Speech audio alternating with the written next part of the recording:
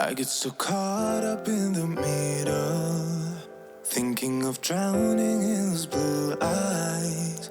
I'm losing sight 'cause I am falling. I'm so deep down, and it's not a lie that I die. I can't hide what this is. Yeah, I keep drowning in those blue eyes, and you can tell me all of your lies. I will put out all of the fire if it gets too dark. I'll be your light. Welcome everybody. It is my 40th birthday and I'm shamelessly holding a birthday party for myself as a live stream. I hope that's okay. I'm sheltering in place. I did get to spend some time with my parents, but here we are. It is the situation that I can't talk about on YouTube, because you know, YouTube. And we're here together. Thank you all for the birthday wishes. Saijin and Cheryl and Jan and Travis and Dan and Chance and F Person and Grass Collector and Charles and Enrique and Paul and Joshua and Lint and Falling Stuff and Darter and Gavin and Josue and Mark and Agent Pastry and Lisa and Enrique again. I think I see Enrique twice. And Tracy and Crispy and Q Squared and Sean and Terry and Coco and Mathematics Student and Paul again and Barry and Tina and Andrew and Cheryl. Thank you. This is the special birthday hat. Kaylee knitted this for me last year. Of course, Kaylee is not here this year, and I'm very sad, but I'm not going to concentrate on that. And, yeah. It is Happy Age Increment Day. Oh, Q Squared turns 40 in 25 days. Very cool. Happy birthday, Q Squared. Thank you for the $2. Crimson J, I don't believe in birthdays either, but you know what? Under these circumstances, we gotta make do with what we got. So I did some of my favorite things today that you can do while you're sheltering in place.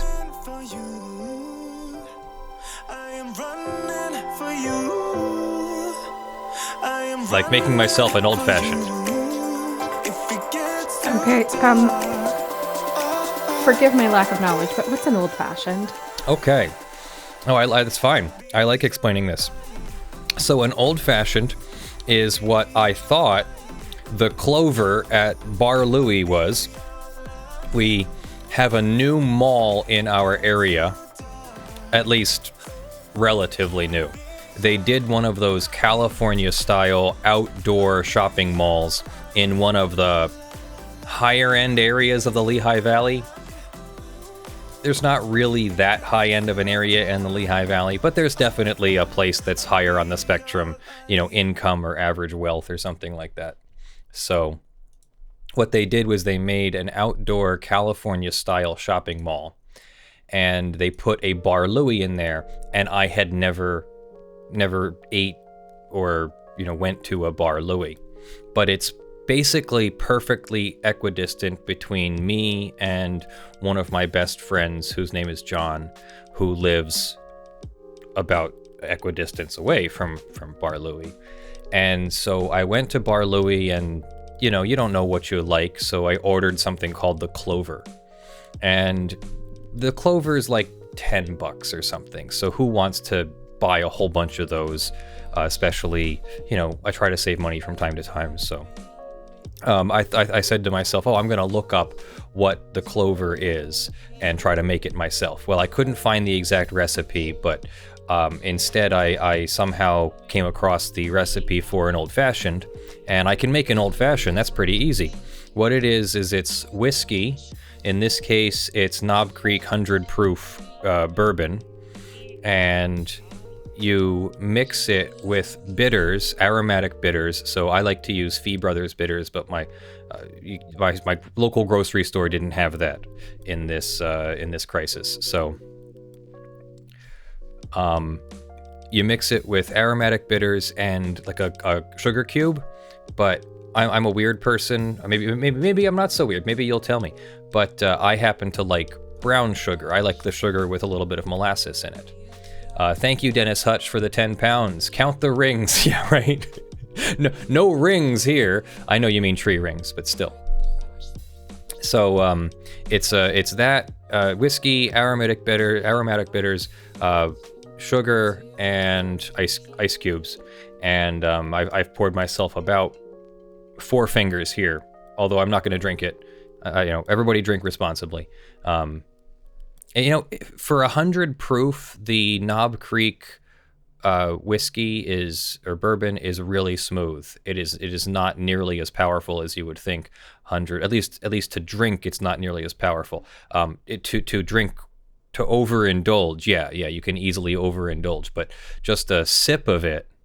And you put, Paul says he puts a splash of soda in his as well. So I never had it with a splash of soda.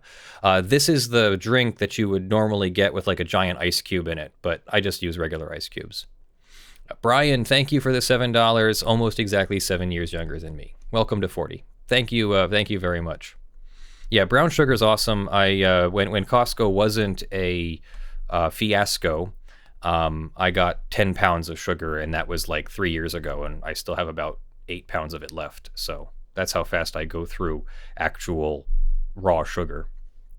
Mostly I put it in my coffee, but I haven't been drinking coffee recently because I haven't really been getting up on time. I stay up late working on videos, and then even later unwinding after working on videos, and then I get up probably about 8 or 9 o'clock in the morning because I went to bed at like 2 or 3. So. And this is the weird thing. So we were not in sync for our schedules when you were over with Kaylee, and then you came back and like, okay, finally Leonard and I can sync and we can like work at the same time. And now I'm getting up at like 6 a.m. every morning. Yeah. You're not ready for work stuff until like 9. I'm already like 3 hours into work mode. Yeah. We'll figure it out. Mostly, I think we just need to get ahead. So I just thought we'd hang out for like, I don't know, somewhere between half an hour and an hour. I did get to see my dogs today. So let's go over what I did today. I did some of my favorite things today. I got to spend time with Kaylee playing Borderlands 3, which I did not expect Borderlands 3 to be as good as it is. And it's really fun, and it seems to be just getting more fun the more you play. They've really done the whole loot progression thing very well. I'm not a big looter shooter guy. Like Destiny 2 was cool for the story, and then afterwards it was like, what now? I expected Borderlands to be like that, where we'd play through a little bit of it and then get bored with it. But no, not only is it Kaylee's favorite game, but it's very quickly becoming one of mine, and I look forward to playing with her every day, not just because I look forward to being with my fiancé, but I also look forward to playing Borderlands 3. Now competing there is Factorio. I'm getting re-addicted to Factorio now. I never actually launched the rocket ship in Factorio, so that's an accomplishment that I'm looking forward to. There's something about building the factory and then identifying a problem, like, oh, we don't have enough coal, and then, okay, so how do we get coal from the coal mine over here to the problem area where it needs coal? And when you figure it all out and you get it balanced and it's working properly, there's something about it where your brain just goes, you just accomplished something, and look, you can see the results of your accomplishment right in front of your very eyes, and it's feels very rewarding. Even though it's just a video game. Borderlands 3, the loot, I hate sorting through the loot, but I love finding really cool guns that help me take down the various enemies easily. I recently picked up the Krakatoa sniper rifle that is super powerful and feels a little bit too OP, and then when it hits a critical hit, it also spawns a volcano, which then spits out a few explosive items. Thank you very much to Ravusades. Thank you for the Canadian $2. Happy birthday, Leonard. Thank you to Paul for the $5 contribution to the Dog Treat Fund. And thank you to John Gringus for the $10. Very happy birthday to you, good sir. Thank you. Cole, eat shit, Bob. Yeah. Matthew. Oh, thanks, Matt. Matt Beller is another very good friend of mine. I think Matt just picked up his first. I don't know if it's his first, but he picked up his Mavic drone, and I'm really eager to see how he feels about his drone. I love my Mavic. I need to get my commercial drone license back because I let it expire, and then start taking more drone footage of places, especially since they have Landsea? No. Landsea is the different technology. They have a technology, I forget what it's called, that you can use an app. You have to pay for it, but you use an app and you can get clearance to fly pretty much automatically. You used to have to request clearance in certain classes of airspace from the local airport, and that's a pain in the butt to call up the local airport sometimes. I never actually did it, so I guess I shouldn't talk. Jake BS, thank you for the $5. David Morgan, thank you for the £5. Happy birthday, Leonard. As an ex-JW that feels somewhat weird to say, I found your channel from your excellent Watchtower subpoena videos. Thank you. And I hope to have something positive to report on the JW apostate situation. But we'll report on it either way. And also, if I could, I don't know if this is appropriate because I didn't ask her before, but if I could just shout out to Tactical. I believe your birthday is coming up here too, right? Yeah, it's on Friday. So pre-happy birthday to you. 3 Yay! more days and then happy birthday to Tactical. So I don't actually have anything planned here. I think I'll just play some of my favorite music that we've used on from Epidemic here in the background as we talk, as we chat, as we do some ASMR. Oh, God. No.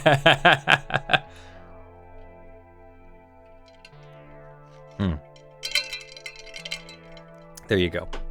Oh, and my micro. I'm sorry, everyone. My microphone is showing.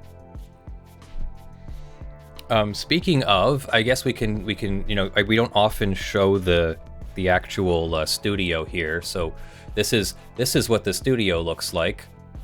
It's an absolute wreck. And I get that, so you can yell at me for that.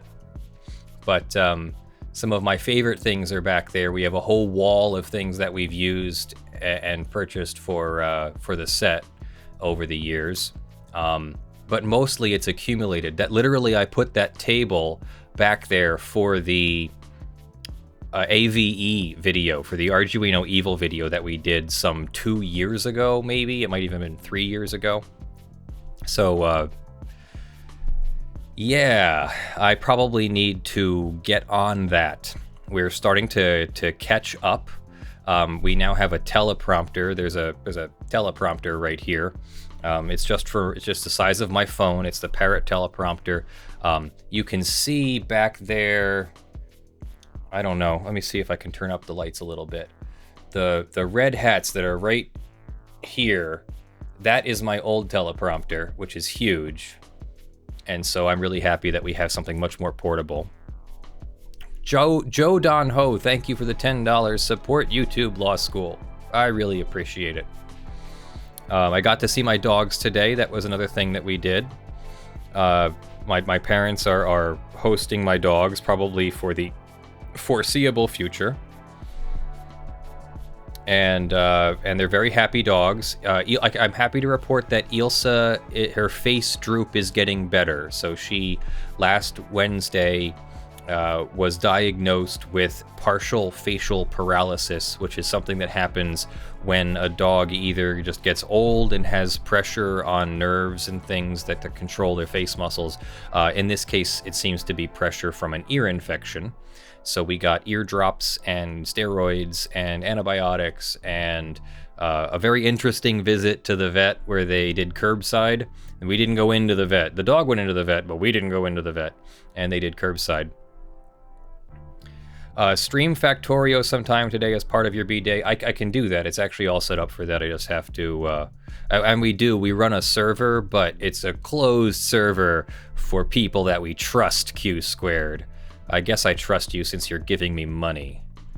but we'll think about it. No, we have a factory all set up, and we just got robots because that's my favorite part, the logistics robots. That's like that. I live for the logistics robots. And so yes, maybe I will stream that towards the end of my talking here. So I got to drive my parents' new car. That was very fun. My parents bought a Kia Telluride with all the features, and it has the cruise control, lane holding, everything. And the roads were clear today, so, no danger whatsoever. I put it into automatic cruise, and you're not supposed to take your hands off the wheel, so I didn't really do that. But it still asks you to, move the wheel every once in a while to prove that you're touching it.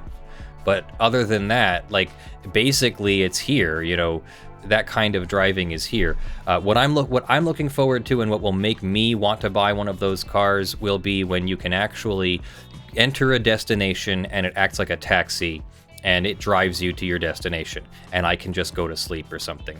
I get car sick, so I can't really read in the car or play video games or surf my phone in the car without taking medication, and I don't like to take unnecessary medication. So if I could just punch something into the car and then just watch as it drives, and even close my eyes and take a nap, that's what I would love. Hi Leonard, says Crimson J. What was the first Lawful Masses video you did? Back before it was called Lawful Masses, it was just my channel, Leonard French.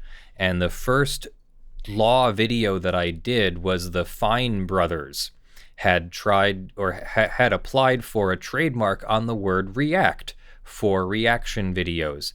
And of course, that wasn't going to get granted properly without a fight. I'm not even sure that it would have been granted at all. But I was so appalled at the misuse of trademark law to try and protect the Fine Brothers over all the other people who did reaction videos. Everybody would have a question then of when could you use the word react and when couldn't you use the word react, and so I think I was wearing a beanie and maybe even a bathrobe. I don't even remember if it was a bathrobe, but. You had long hair at that point. I had long hair.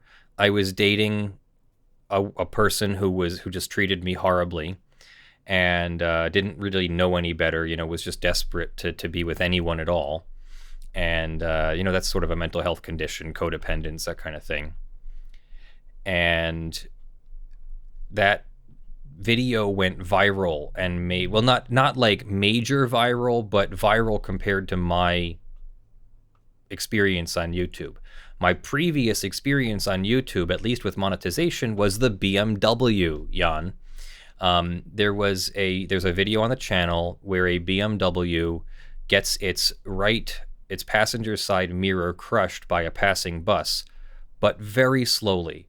The bus does its level-headed best to get past this double-parked BMW in downtown Manhattan in the financial district.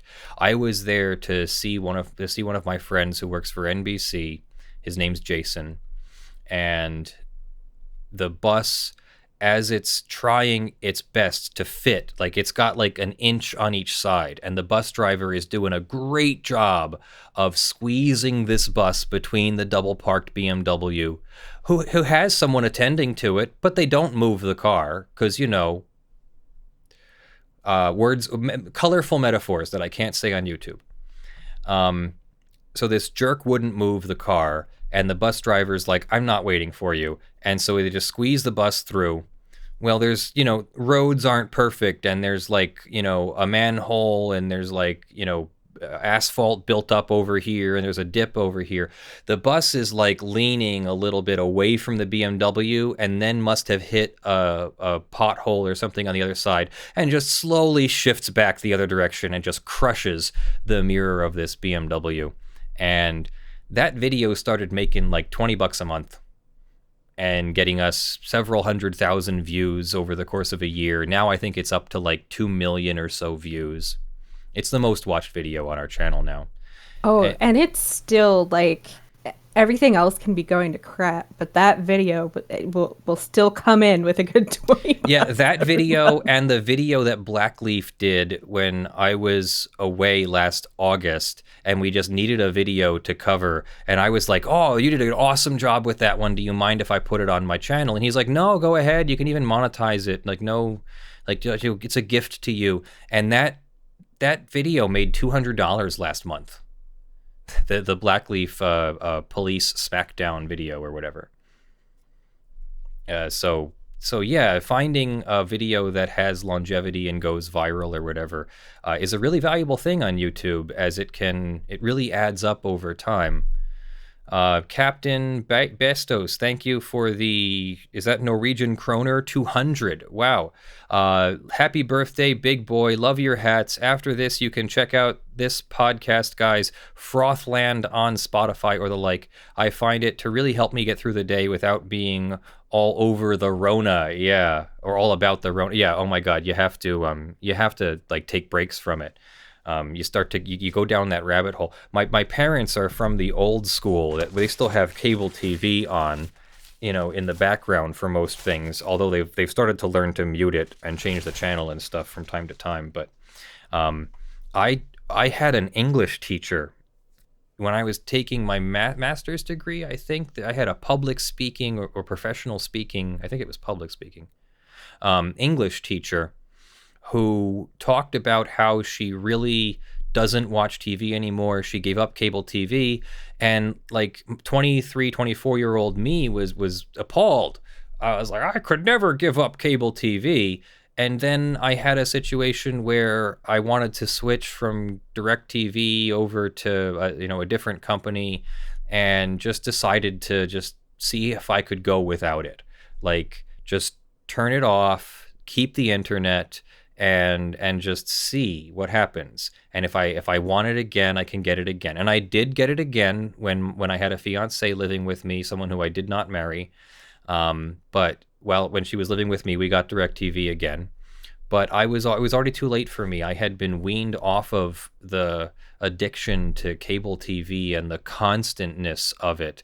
Like, the thing I like about YouTube is the video ends and then there's silence. Yes, there's ads and stuff, but once you get past the ads, or I pay for YouTube Premium because we have, what is it? I have Google Play Music, and you get YouTube Premium, or you get both of them with the one price.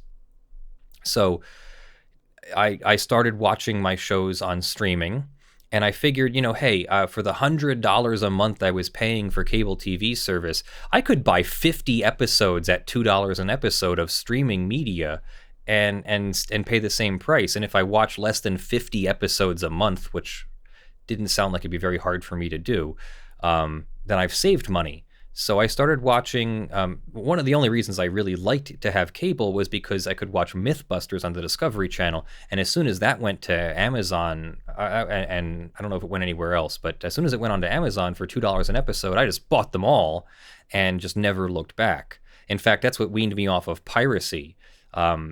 Since copyright has a 3-year statute of limitations, I can say this: I used to be a massive pirate. In fact, I own the domain name piratelawyer.com. And I used to download anything I needed, really.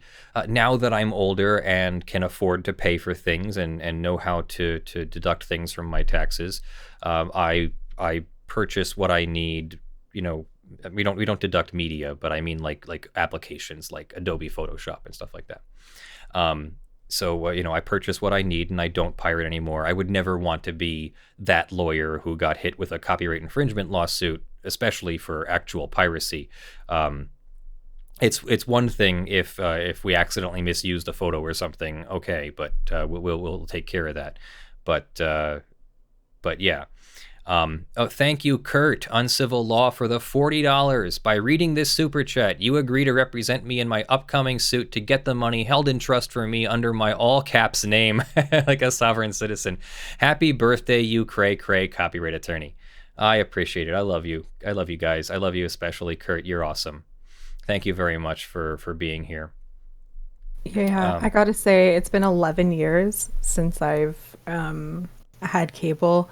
and like I really don't miss it anymore. And what I really appreciate, so I don't pirate either, so I have all of all of the subscription things. So I have Netflix and Amazon and Disney Plus and Crave, which is how you get like HBO and Showtime in Canada.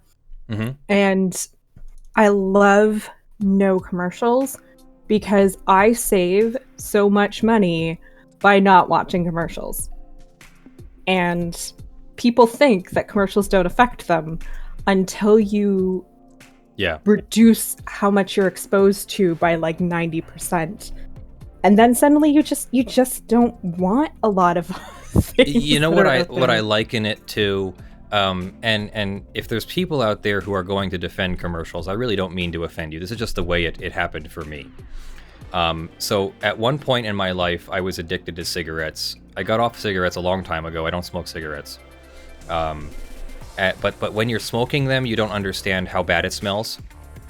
And when you get off of them, and you've completely weaned off of them, and your lungs are clear, and your sense of smell returns and everything, you walk past someone smoking, and you almost want to gag. And that's the same way that's the same thing that happens when you wean yourself off of TV advertising. The TV, it never ends. When a TV program cuts to black, there's literally like 1 or 2 seconds, and then it's straight into the next thing, usually an advertisement. There's something like 17 minutes of advertising for 43 minutes of programming, and that's on the light side. On some of the heavier channels, there's over 30 or over 25 minutes of advertising for 35 minutes of programming. So once you're off of that, the silence feels so nice, and when you find a TV that's on and does the advertising thing, the normal way, it is offensive. It smells bad, basically, and you want to gag, mentally speaking. So when I go over to my parents' house, and of course they're older, so they're listening to the TV loudly. My father has a little bit of hearing damage from working in industry for his whole life, and so when they're sitting there and they're watching news, and in their defense, they no longer just watch Fox News. I encourage them to get their news from multiple sources and to fact check things that sound a little bit off. I'm not going to get into politics, but now that I go over there, when I sit on the couch, I'm like, I really have to be like, this is temporary. You're going to be able to go home. You're going to be able to go away, and the TV will not be on all the time. Jörg Mudveins, I think I got that correct, or at least close. Thank you for the £2. Much affection to your birthday, Leonard. And Robert Scott, thank you for the $10. Happy birthday, Leonard. All the best. Really appreciate that. And then now with the internet, when we do a show and I use Firefox with no plugins, the internet, the web is appalling. It's so cluttered with advertisements, it makes it almost unusable. In fact, sometimes I go to a website that has so much advertising intrusive on it, nope, not going back to that website.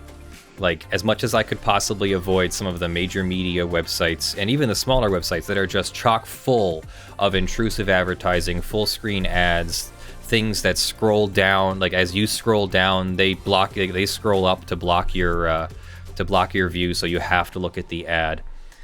I don't know if it's me or my generation or what, but I am advertising resistant, and it shows. Because people, websites on the internet, I guess don't make a whole lot of money off of me. I don't get a lot of that targeted advertising. Once in a while, they figure out that I'm in the market for a camera or a drone or something, and then I get blasted with it. But that's fine. I'm happy to be blasted in the face with advertising for things that I might actually want. But the untargeted advertising is really offensive. Of course, to get targeted advertising, you have to have a major privacy violation. At least I think it's a violation. But, then I'm talking out of both sides of my mouth. I want to eat my cake and have it too. I want no targeted advertising, or I want targeted advertising, but I want no privacy violation. So I don't even know how you do that. It's really hard sort of being a woman on the internet when the advertisers know that you're a woman, because everything is just weight loss and like how to make your boobs bigger and how to get a man and wedding dresses. And I'm like, ugh. The male version of some of that is getting advertisements for cute grills in your area, should I say? See, the thing is that lots and lots of advertising for, meet women in your area, and then heaven forbid you be susceptible to that and actually go to the site. I've never done that and never discovered that a lot of those sites are complete scams, and there are no cute women in your area using that site. They just wanted to use that line to get your attention and make you try to sign up for something that's not going to work for you. At least in my opinion. Maybe I'm an ugly man. I don't know, but... There, Kaylee doesn't think so. I have some friends who are like in the army and stuff, and so someone told a story of a guy who was like in Afghanistan in the middle of the desert, in the middle of a war zone, and he was using the internet, and one of those ads popped up like, there are aroused women like within 20 miles of your location, and he's like, they need to get out, man. We're gonna bomb them.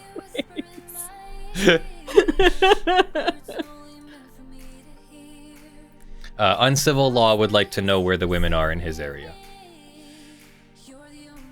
I am sure you will find them. I am sure you will find them. Austin is a great place. They're just sheltering in place right now, Blackleaf. Let's see what XKCD 713 is.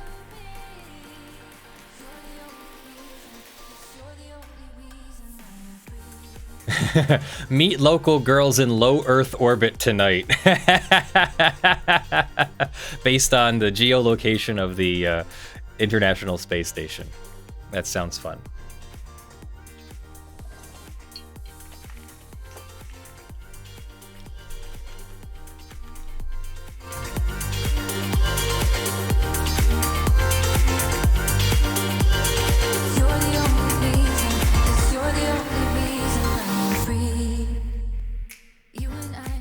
I don't know if you realize it. Chat.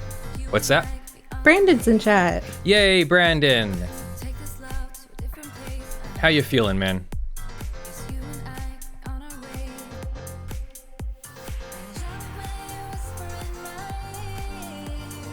Let's see. I have 1 million birthday wishes. 32 birthday wishes from everybody on Facebook. Let's like all of them on Facebook. Why are there only 5? It says 34 friends, and then it only shows 5. What are you doing? Oh, see 30 more posts. There we go. Clayton and Chuck and Sean and Andy. Oh, these are a lot of people who I hate Facebook, so it's really hard for me to go on Facebook, but then all these nice people are saying happy birthday to me. People that I didn't even really remember I was friends with.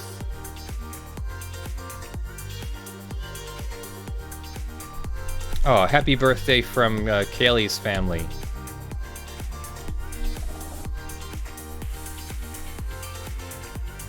Happy birthday, my love, says Kaylee. Wish I could have spent it with you, but here is to many more.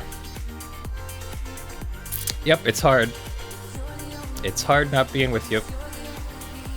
She's my buddy. Oh, is that my first girlfriend saying happy birthday to me? Yes, it is. It is my very first girlfriend saying happy birthday to me. Well, technically my first long-term girlfriend.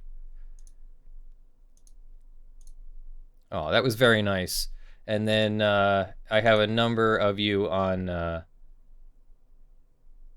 Twitter who have said happy birthday, and I've gone through and liked all of those. So Tactical had to think about how old she is. Hey, that's fine.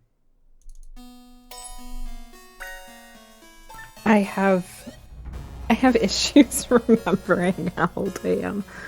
It's not, age isn't really that important. Like, I'm trying to think the only thing that 40 really matters to me is it represents about half the average lifespan of a United States born male person. So I can expect that I've lived about half of the life that I could expect out of my body and my circumstances.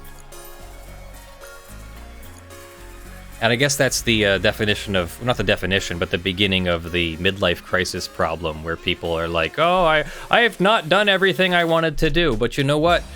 I've decided to do what I wanted to do, and that's what I'm here doing. I thought about this again last night. Hey, you're 40 years old. Is this really what you want to be doing? When people look at you and see a practicing attorney making YouTube videos, is that really something to be proud of? And my brain thought about it for a moment and tried to be real critical and came back with the answer, yes, this is something to be proud of. You guys are something to be proud of. We are bringing good things both to ourselves and the profession, and I'm really proud of what we've accomplished here so far. Now, I know I have a long way to go. This set needs to be cleaned up, our act needs to be cleaned up, but we're getting there. We're making progress. If you compare us this year to last year we were making 2 to 3 videos a week, and we were trying to hit 4 to 5 videos a week. Then on June 10th last year, we committed to doing 1 video per day. And while we haven't put out exactly 1 video per day, it's more than 6 a week on average, and we only take breaks when we're absolutely burned out or I'm sick, and even then I still try to do the best that I can. I won't get farther, I won't make progress if I don't make the mistakes that we're making even now, and then progress past them. So we have, the only way forward is forward. The obstacle in the way is the way. So we're going to push forward, and I hope that within the next month or two, I'm able to report that we finally took the plunge and started both my personal law firm as not a nonprofit, as a corporation, so I can protect myself better, because it's just stupid not to have that at this point. And then Lawful Masses can become a nonprofit, and I can start working my student loans off, because they're just not going anywhere. No politician is doing anything about student loans, aside from the stimulus package, I guess, which gave a 6-month reprieve. But aside from saving me a bunch of interest, or rather saving the government itself a whole bunch of interest, since it's going to be paying for my student loans when they get forgiven, I am now too old for active military service. There you go. Yay! I can't be drafted. Not that I think I could before, but I think 39 was the last time that I could apply for active military service. My knees weren't going to pass any tests, by the way. What do I miss most about 40? I miss my knees. It's not that my knees are bad, but I can tell that they're not nearly as good as they used to be, and that I need to exercise more, eat right. I need to cut out a lot of the sugar in my diet. In fact, I stopped at the store and got some Dove chocolates today, because I don't ever have those. Is that Gorilla Glue? Yes, in fact, that is Gorilla Glue spray adhesive that I used to make Kaylee's ring box. And that's actually also still over here. That is also still over here is the material that I used to make part of Kaylee's ring box, which, if it ever becomes a good idea to make face masks out of material, I'll probably make it out of the pink flowery print from Kaylee's ring box. Robert Scott, I've listened to Judge Boots' disrespectful nuisance lawyer, Christopher Hook, more times than I can say. Yeah, oh, that's a good one. We're still waiting to hear if anything actually happens to him or Richard Leibowitz. I don't think Todd C. Bank is going to have anything bad happen to him. He was just the one that got tossed out of court. But recently subbed to Legal Eagle, says Taylor. and I still prefer Leonard. Thank you. But both of us are fine. Legal Eagle's great, and I aspire to his video quality. I'm just going to do it in my own style. You know whose style I really, really like is Jay Foreman, who I didn't even know about until he cameoed in the Tom Scott video that I was also in, the one about copyright being broken. First of all, that was an honor to be asked to be in a Tom Scott video. Absolute honor.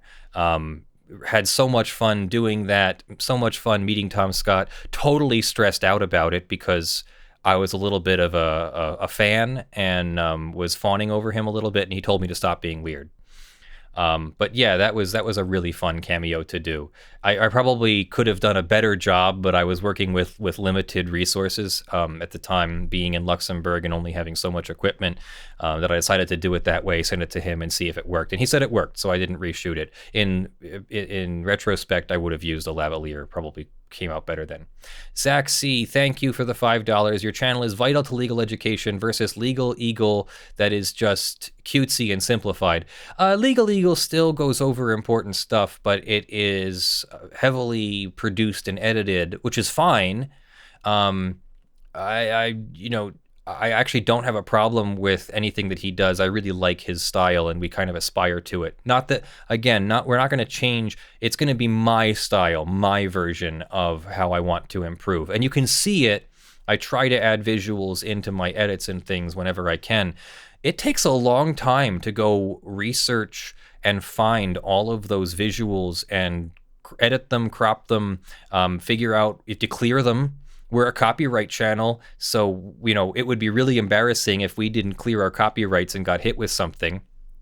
So, it takes a long time to do that. It basically can double or triple the time of an edit just to insert some visuals, let alone animations. So some of this stuff I have to figure out how to automate it or have someone design certain things. Foolster41, thank you for the $5. Happy birthday. Apparently you're a year older and a day younger than me. Okay, so that means April 1st means you're an April 1st baby. I was born during a leap year. That's the only reason I'm not an April 1st baby. I was born during a leap year, 1980, during a snowstorm, the blizzard of, I guess, 1980, in New Jersey. So I'm actually a Jersey boy. Not that I have a Pennsylvania accent because I grew up in Pennsylvania, but I definitely have family in New Jersey, and I'm glad that we got out of New Jersey. It's very highly dense, and they talk really funny. Drake Glazier, thank you for the $5. Found you through the AVE rendition. Have a great birthday. Thank you so much. Still here after all that time. Really great to have you. Let's play our theme song. This is AGST's Now. And this is what we use as the theme song. I'll probably end up, if we ever have to leave YouTube for some reason, and produce our show professionally for some network or something, I'm gonna have to license this song from Epidemic Sound for full price. Alan Muller, thank you for the $5. Happy birthday. Yeah, I consider myself the beginning of the millennials. I don't really identify much with the previous generation. I identify more with the millennial generation. We're in the in-between. Let's see, what else can we talk about? Favorite stories over the years is what I was thinking I'd talk about today. I really wanted to show one of them. There's a story that I haven't talked about much, and maybe I can find it here someplace. Is it on my Dropbox? No. Maybe. Old Windows. Nope, that's not it. But I have an old story that I've always wanted to talk about, but really haven't talked about. Let's see. No. Yeah, I'm gonna just have to search for it directly on Dropbox.com because it's somewhere in my Dropbox. And I want to make clear how much the FBI has actually... Oh, it's in the wedding... Why is it in the wedding folder? Are you kidding me? Okay, it's in the wedding folder. We'll get this up here. Do I have... How many of these do I have? Okay. Yeah, this'll work, this'll work. Let me put these up on the screen, and I'm going to tell you my favorite story involving the FBI. In fact, I'm going to tell you 2 stories about the FBI. I'm going to tell you 3 stories about the FBI and my interactions that I've never talked about with the FBI. I don't think any of it's confidential. So, first, before I say anything funny involving the FBI here, I want to make clear how much I admire the Federal Bureau of Investigation. I'm not saying they never did anything wrong. I'm not defending every single bad cop or bad agent. But there's a lot of great people out there who do very good work. And when I was 11 years old, I was in a boys' choir organization called the Singing Boys of Pennsylvania. You can look this up if you want. Their director, Dr. Kenneth Bernard Shade, was a very strict disciplinarian, really kind of kept the kids whipped into shape using a system of merits and demerits and a very heavy authoritarian hand. And to a point, that worked, but then he took it a little bit too far. But past all of that, it turns out that he was a person committing illegal acts of the worst kind. Illegal acts of the worst kind that I simply cannot say on YouTube. YouTube has a strict policy of not talking about those kinds of acts. So you can tell what I'm talking about a little bit if you read between the lines, or simply look up the Singing Boys of Pennsylvania and Dr. Kenneth Bernard Shade, and you'll see what's going on there. You might even find the interview that I did, because some 20 years later, after I get my law license, someone approaches me and says they were a victim of Dr. Kenneth Bernard Shade. And in the course of their investigation, 2 FBI agents interviewed me and interviewed my client. Since I was a member of the organization and also representing a client, it's by the way, it's SCHADE for Dr. Shade. And while they were conducting their investigation, they interviewed me right here at the local courthouse where there is literally an FBI satellite office. Agent Jones, and I forget the other agent's name, I'm sorry. They were both wonderful. They were careful. They were polite. They were accommodating. They were compassionate. They were so compassionate that when they wanted to interview my client, I think it was a second time, he's from Connecticut, and they drove all the way up to Connecticut in a blizzard.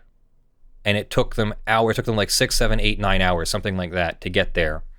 But it was important to them to conduct this investigation. And their investigation, in coordination with the Pennsylvania State Police, they found live allegations that could be brought against Dr. Shade, and he went to jail for several years. I think he might be out now.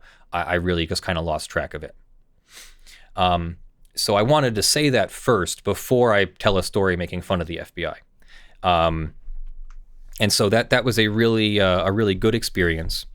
A second experience that I had was I advertised for Pennsylvania's, can we say cannabis on YouTube? Pennsylvania has a medical cannabis law. And so I advertised as a lawyer who was willing to work with a company and represent them if they had questions about Pennsylvania's medical cannabis law. Never actually worked out. I never actually got any clients, except this one time that I got a phone call that someone was very interested in my representation. Even though I had no experience, even though I had no history, I mean, that's what I was thinking, was I'm just willing to be a warm body. And so they might have been thinking, hey, maybe even if the lawyer is inexperienced with this new law and these laws in general, maybe at least we can use like local counsel or something. That's what I was thinking. So I rented a conference room, drove out to Harrisburg, and met with a potential client. And now, client matters are confidential, so I can't exactly disclose individual details. But I came away from the meeting having been basically hired with almost no interview and almost no vetting, and being told that I would be granted a portion of the company, some stock options or something, and I would own part of the company. And this was after like a 15-minute interview. And the people that I met with told me where they were from, and I later put two and two together and figured out that they were probably not clients and were probably two FBI agents, maybe ATF agents, but the place they were coming from was the FBI headquarters. And so maybe they were FBI agents interviewing me to make sure that I wasn't offering something, some inside, the trade information or something. But no, I was actually offering actual legitimate legal services. I do not have any connections to any illegal anything. So they went away, disappointed that they didn't find something, but probably happy that they didn't find something. You know what I mean? Whiskers is Cat, thank you for the $10. Happy birthday, Leonard. But that brings me to my actual story. This is a somewhat short story, but I'm going to make it a little bit longer. I told you before that I have a friend whose name is John, and we met at we meet at Bar Louie from time to time to have a drink called the Clover. Well, John is also a person that I work for from time to time. I moonlight doing some hands-on construction work. There's a historic hotel near me. You might have seen some pictures where I installed the exterior lights, the LED artistic lighting feature on this building. And I'm very proud of that because I worked in lights for a while. I used to work for Lutron Electronics, worked my way all the way up to engineering in Lutron Electronics, had a falling out with my boss, and ended up leaving to pursue law school. Let's put it that way. There's more to that story, but I actually have a non-disparagement clause in my settlement, so I'm not disparaging Lutron Electronics. I'm being a little exaggerated. You don't have to really worry about a non-disparagement clause that much, but definitely that's not legal advice. Take your clauses properly. But so I'm very happy to have done the lighting feature on the Americus Hotel with my friend John. Well, my friend John also is concerned about things like Dr. Shade and the Singing Boys of Pennsylvania, and he conducts a seminar. I think it's once a year, and once a year he will give an educational seminar to judges, lawyers, and the FBI. And the seminar is about what it looks like when you engage in online commerce in that illegal trade. I really have to choose my words carefully. This is a forbidden topic on YouTube, and I'm not talking about the forbidden topic. What I'm talking about is what happened at the seminar. So he's engaging in this seminar, and we're going to do a demonstration. We're going to do a perfectly legal, above-board demonstration of how technology is used to hide people's identities while they engage in this illegal commerce practice. We're not going to actually send any illegal material. We're not going to say anything illegal. We're not going to use any illegal technologies. We're going to show the FBI and judges and lawyers what in the world it looks like when people do conduct this commerce in plain sight, so that they can see what to look for when they're scouring the internet for pages that are back.com. So I'm the remote person. I'm the man behind the green curtain. He's going to pretend. He's going to actually do it, but the pretend scenario is he's going to connect to an IRC chat site, and he's going to engage in a perfectly normal, above-board conversation, and that conversation is going to be a little bit weird because of the words we're going to use, and it's going to train these judges and lawyers what to look for. So it looks something like like this. This is basically what we did. We had opened a fake Bitcoin wallet. We had opened a VPN connection. Here I am on text messages with him, and then here we are connected to Kiwi IRC. Now, the thing is, when you bring up this Kiwi IRC client in front of a room full of judges and lawyers and FBI agents, they can see what website are you connected to, what channel are you in, who is involved in this, etc. Right? Well, so imagine this scenario then. You're in this room, you're watching this presentation, and you maybe want to connect and see what's going on. We're doing a hypothetical. It's only a hypothetical, no big deal. It's not like an actual sting operation. But now imagine we're making a hypothetical operation, and then they're gonna come and do like a sting operation while we're in the middle of the hypothetical operation, and then this happens. Literally could not believe my eyes. Literally 9:37 a.m., 21 seconds, the FBI joins the channel. Then 23 seconds later, someone realizes what they've done and changes their name to Guest 27153. I could not believe it. I could not stop laughing. Of course, I took screenshots, told my friend. I thought this was one of the funniest things I'd ever seen. Thank goodness it was fake. But could you imagine an actual sting operation where they're doing the transaction in a shady hotel room or whatever? The door opens up and in walks a fully uniformed FBI agent with the radio and the sunglasses and the yellow FBI on the blue sweater or hoodie or whatever. And it's like, oh, sorry, I'm not here. And then he takes off the clothes and like puts on like a something generic, or pulls down the Velcro part to cover up the FBI. It was just so funny that the FBI like actually joined the channel as the FBI. Again, not meant to make fun of them as in they're dumb or stupid. No, they're not. They're actually really smart people who are very sincere about upholding the law. Instead, it's just a fun story that I wanted to share with you. Since we're doing a birthday live stream, why not? Oh, wow. We've actually been live for an hour. Oh, my goodness. A scam is about, they are saying, to claim your relief monies, click here via text. Watch out. Okay, yes. I also thought it would be a good idea. I'll make a separate story about this, but I don't think anybody actually realizes how this $1,200 check is going to work. The stimulus check is tied to your 2020 taxes, which of course no one has done yet. It is a rebate on your 2020 taxes. The 2020 payment this year will be based on qualifying information from your 2018 taxes if you filed them, or your 2019 taxes if you filed them.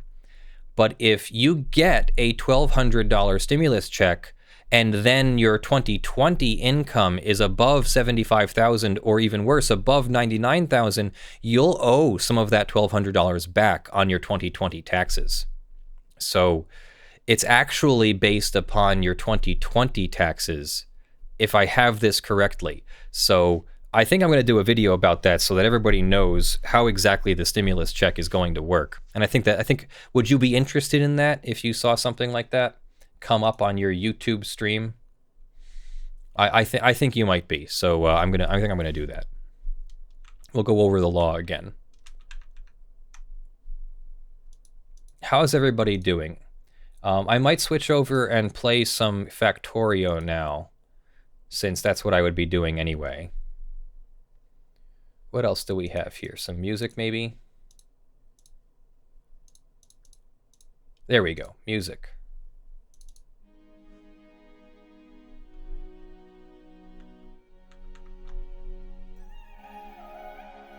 I got this feeling like The FBI has plenty of dirty laundry. Yes, that is true. They are definitely not, 100% clean. I'm just telling a story from my own perspective about my experience.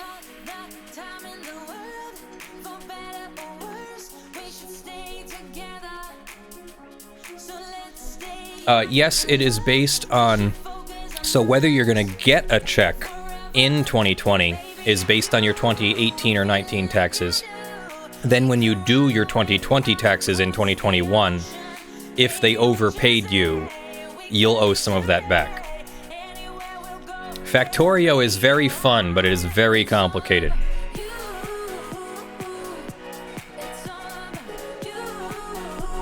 What other stories do I have? I think everybody by now knows that my mentor, Christina Fenchen, was arrested while she was mentoring me. That was a fun one. You want to talk about trial by fire? Have your mentor. I didn't have her arrested, but she was arrested while she was mentoring me, and then her law practice basically fell apart in front of me. So I got to learn a lot about what not to do, and a lot about how to handle those situations when they arise. What song is this? This is called It's All About You by Basix, Basixx, and it is featuring Frigga, Frigga. I'll type it in.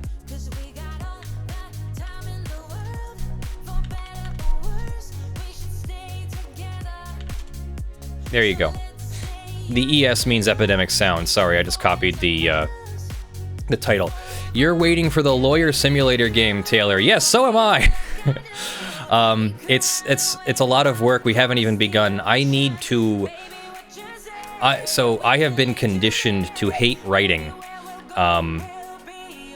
Writing for me was always tied to procrastinating in college, and so writing is not something that I look forward to doing. I've also been conditioned away from cleaning and organizing, if you can see from my set background.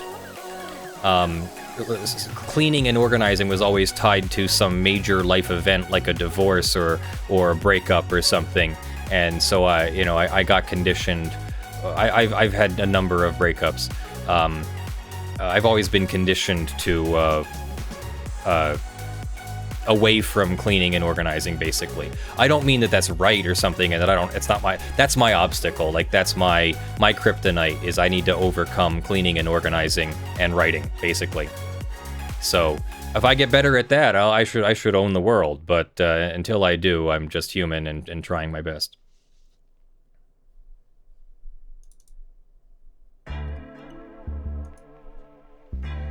Oh yeah, that was another one. Talking about stories you can't tell on YouTube. A friend of mine, we'll put it that way, one of her instructors gave her a very intimate present while she was still in high school, and I witnessed it, and so I got to go to court against a teacher. That was not fun. I did not like at all having to take part in destroying a teacher's life. Of course, the teacher did it themselves, so, don't do that. But still, like, that sucks. Like, that whole situation sucks.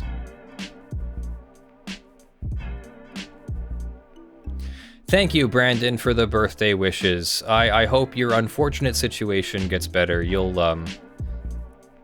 get better soon, I'm sure. And you have all my sympathies. Things happen. James Jones, yes, the live stream will be queued on YouTube as a DVR.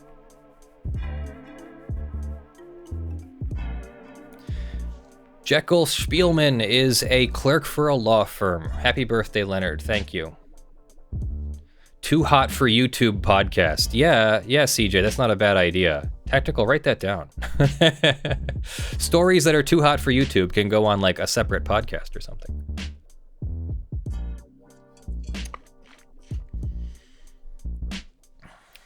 Best legal advice, don't do anything illegal. Or at least commit only one crime at a time. Sure, I'll just post the file names. They'll all have ES in front of them, so I'm sorry. That's what's playing now.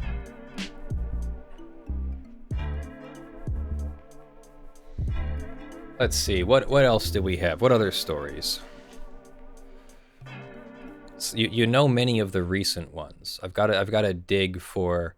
I guess I could talk about how I became a copyright lawyer. I mean, that's one we haven't talked about. I guess we could actually do a video on how I became a copyright lawyer. I can tell the short version of the story now. And this is a story that I would give a lesson of the world is run by people who show up. It is really, really important. Even if you don't know what you're doing, if you have an aspiration and you want to learn, you need to show up. That doesn't just mean having a good attitude when you show up, but it means making sure that you show up where you could be to increase your chances of having opportunities. So back when I was just starting out, when I was completely green in the pasture, which feels weird because I still feel green in the pasture to this day. I still have imposter syndrome to this day, but it's subsided now, and it only crops up when I do something that's way out of my comfort zone. But back when I got started as a lawyer, I got I finished law school in the depths of the deepest depression you can imagine. My fiance had left, and I was just completely mentally destitute. And she mattered a lot to me, and I'm not ashamed to say that she was a high quality person, and I was devastated by the breakup. Probably too devastated. I had probably become a little bit codependent. I definitely was, in a sense, dependent because I was going to school and not working, and really was dependent upon having a family that supported me. And when she left, I lost a lot of my support system. So I was in a real bad place when I finished law school, when I got my law degree, when I got my law license, took the bar exam, and then got my law license. And so I had expected to start a career out in California with the person that I was engaged to. And I was scrambling then to figure out what I was going to do. You copyright law in rural Pennsylvania, or at least not in New York or LA or San Francisco, maybe. I don't see how you can do copyright law like that. So even to this day, good luck focusing entirely on copyright if you aren't in California or New York City. While I was under the education guidance of my mentor, who got her 4th and 5th DUIs in the middle of her mentorship. While I was in the middle of that, I started advertising for copyright services. Mostly representation in litigation because I wanted to be a litigator. But, who in Pennsylvania has copyright litigation? Like, if somebody gets sued for copyright, it's probably going to be in New York or LA. And I did put up a website. I wrote my entire website in Ruby on Rails. Took about, 40 or 50 hours for me to write it. I love Ruby on Rails, but I have since let my skills wane, and I don't know that I could just pick it back up right now. For what I'm doing, WordPress works just fine. And I have a website host where I get unlimited everything, so no problem. So I was advertising on my website as a copyright attorney, and started getting phone calls from people whose identities were being subpoenaed in copyright infringement cases for BitTorrent-based file sharing. And I don't know what... I really don't know how you could just walk into this, but I just walked into it. The first couple phone calls that I received were mostly people looking to figure out how to settle a case that they didn't want to go to court. And me mostly talking them out of settling and talking them into fighting, because I didn't think that there would be very much success in suing someone for BitTorrent downloads. After all, an IP address points you to an internet connection. It does not point you to an individual, and we have jurisdiction cases that says you have to have more than a mere possibility of the infringer being behind the IP address. It has to be plausibility. It has to be something where a judge believes we are definitely going to find the individual, and so the judges have said they want something more than just an IP address and an accusation of infringement. So I thought it would be easy to win these cases. Well, along comes Malibu Media, a entertainment company that people over the age of 18 would engage in. Again, YouTube censorship, I'm very sorry. So Malibu Media starts suing people en masse. And this is also the Prenda Law days. Prenda Law started suing people en masse, and I got to talk to John Steele, not that John Steele, on the phone, and he told me to go F myself. Of course, John Steele's in prison now, so who got the last laugh? But Malibu Media starts suing people, and there's a hearing on a motion to quash in Philadelphia with Malibu Media and Keith Lipscomb, their attorney. So I drove from Allentown to Philadelphia, paid for parking, and went to the courtroom. And I was very early, as I typically am, because I never want to be late for these things. And preparing outside the locked courtroom, because we were both early, is Keith Lipscomb, Malibu Media's attorney. And I introduced myself and very politely said, hey, I expect to be opposing counsel in a couple of these cases at some point. I thought I would come down here and just see what's going on, meet the parties and everything. And Keith talked to me for a good 10-15 minutes, said he was actually very thankful to be able to just have a conversation because he gets nervous before court and it helps him focus. It helps him relax and then focus. So thank you, JBEUD 140. Thanks for 149. Thank you, Particle Wave. Particle. Got it. Particle. Thank you for the $5. Happy birthday, Leonard.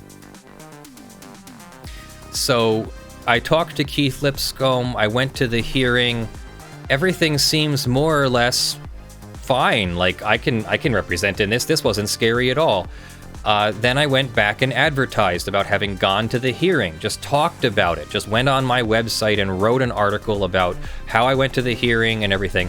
That got me 2 new clients in that very case. Judge Michael Bailson ordered 5 of the defendants who had filed motions to quash to go through the litigation process and defend themselves and see how the case worked out.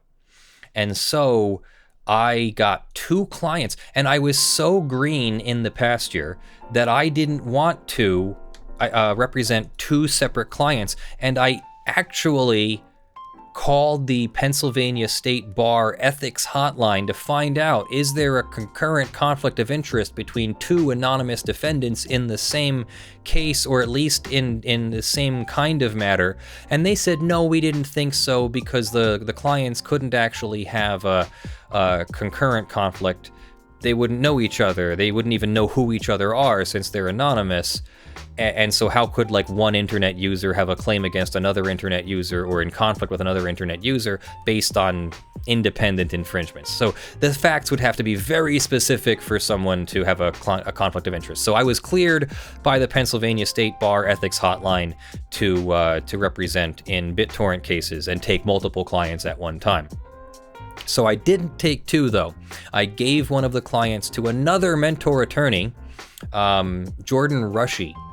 And Jordan is a great attorney. Unfortunately, he's a turncoat, and he'll laugh at that. He's a turncoat. He went from defending people in Keith Lipscomb's BitTorrent matters to then being a plaintiff's attorney for BitTorrent matters separately from Malibu Media. Another attorney did the same thing, but I won't call them out by name. But So I took one client, he took another client, and we worked through the trial together. And I ended up settling the case because my client was guilty as heck, and rather than settle for a large amount of money or get a judgment for a large amount of money, we wanted to settle for a small amount of money. Unfortunately, it meant that my client had to admit liability, and these things are always difficult. When your client is part of a cause, like the larger cause of, fight for internet rights, for example, it's hard to know when to advise your client to fight for themselves versus fighting for the cause. And I've come up with some guidance over the years. Basically, don't fight for the cause unless you can afford to lose.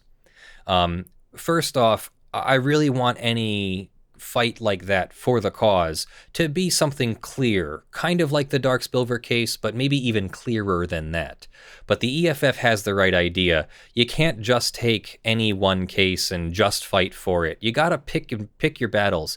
The EFF is trying to fight for the cause, and so if they just took up the reins for random BitTorrent users who were probably liable for something if they were in fact infringing, maybe the EFF's not going to look too great.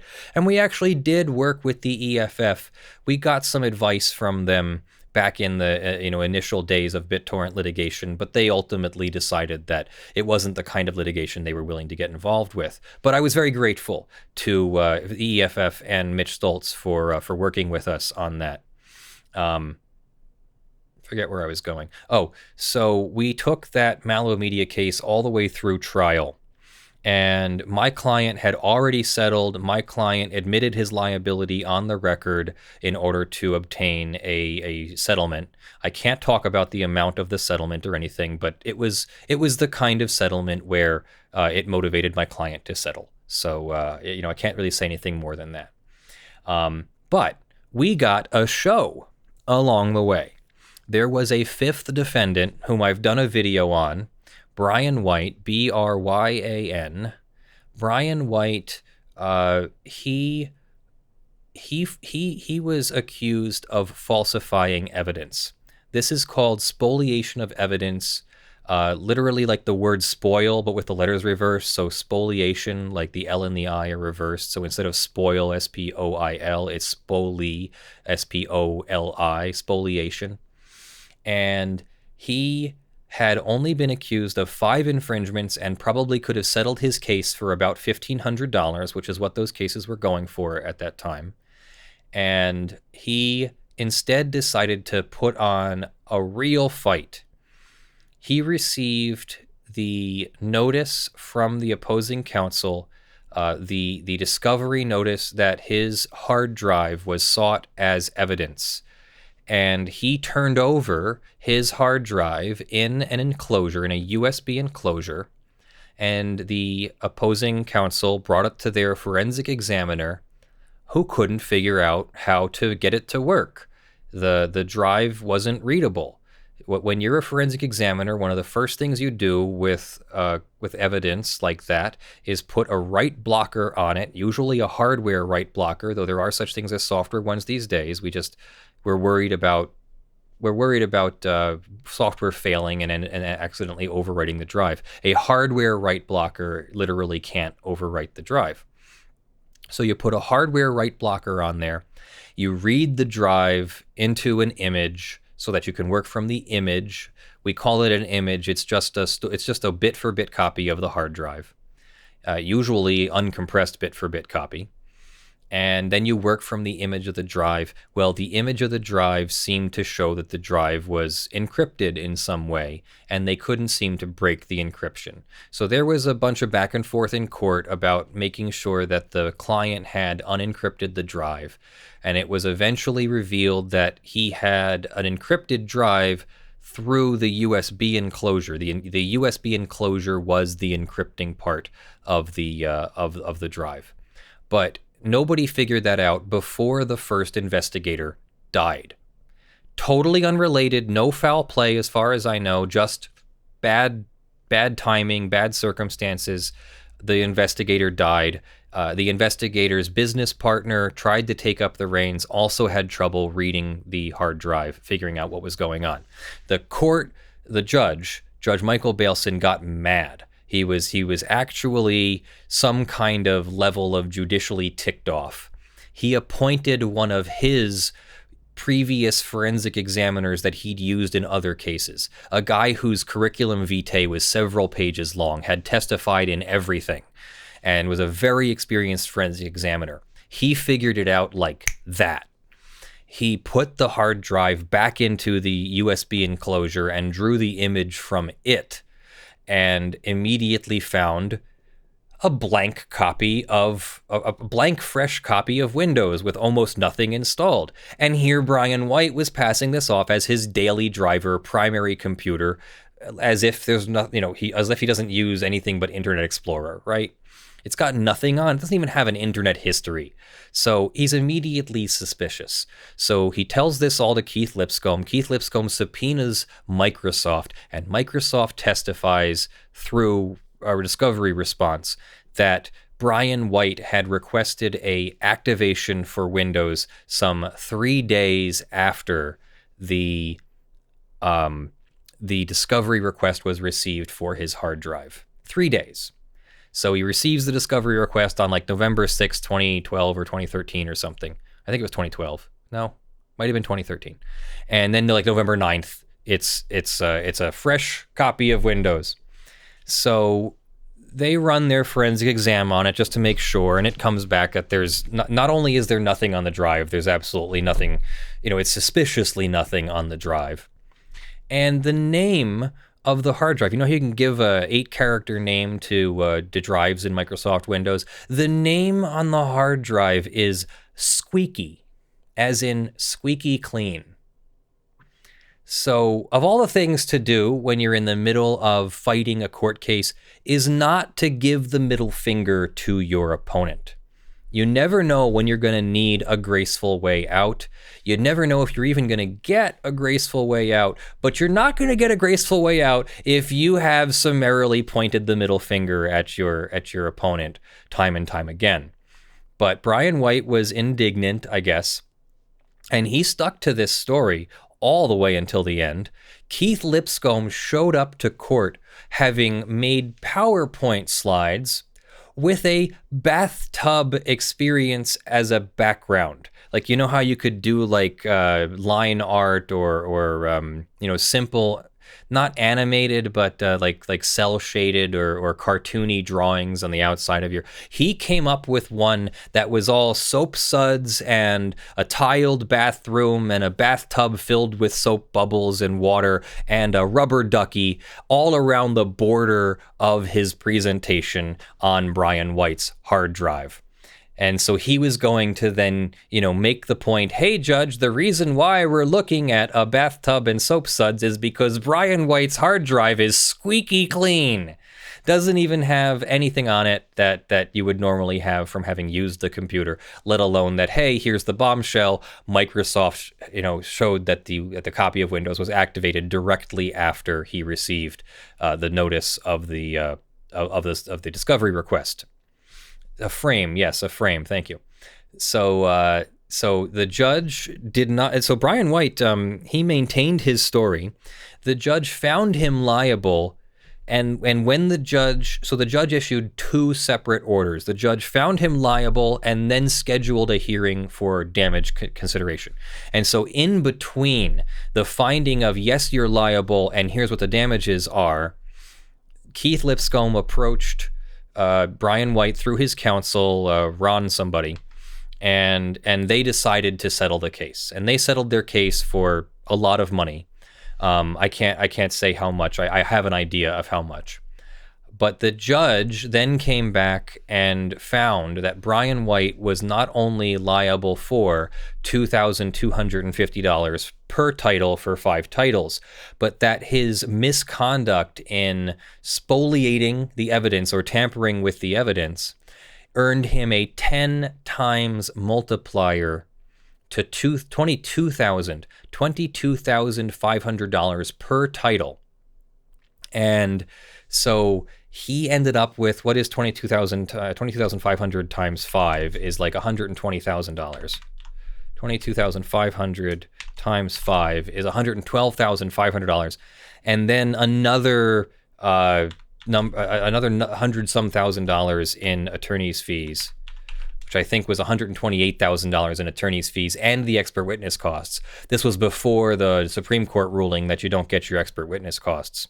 So that was the end of the first Malibu media case in the country, and my lesson learned was the world is run by those who show up. Certainly, you can't count on getting work every time you show up, but you're not going to get any if you don't show up.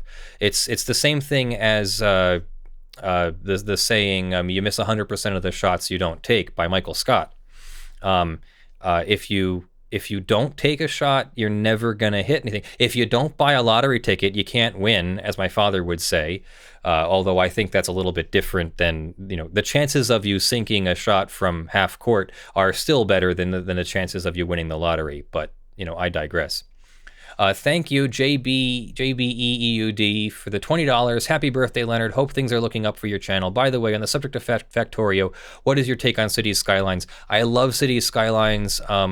I don't think there's a co-op version of Cities Skylines, and so I play a lot of co-op games with Kaylee these days, and my other friends, like my friends on the Lawful Masses Discord. So it is what it is. How are we doing here? We're at 10 o'clock. I think it's time to switch over to some Factorio. Do we want to see... Oh, yes, thank you, Fine Edge.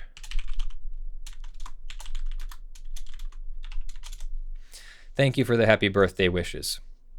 So yeah, we can switch over to some Factorio now. I don't expect you guys to all hang out with me forever. I just wanted to, have a birthday party when we don't really have the ability to go, socialize. I would normally be with my in real life friends, probably at a bar having the same drink. I don't know. It tastes so much better when you're at home and it's as cheap as it could be. I still had to pay for the alcohol, but not bar prices, right?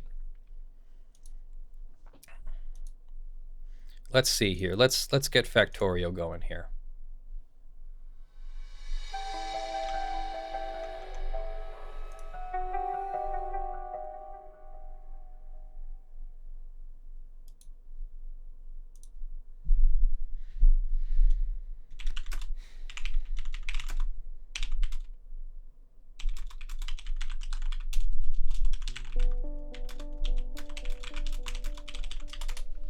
I'm asking my friends if they want to play with me. Excuse me. And I will put you on that. I'll put you up there.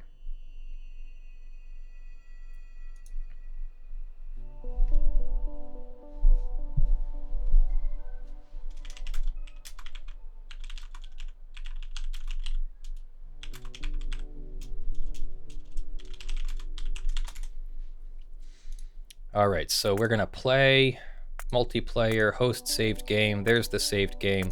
Not showing you my password.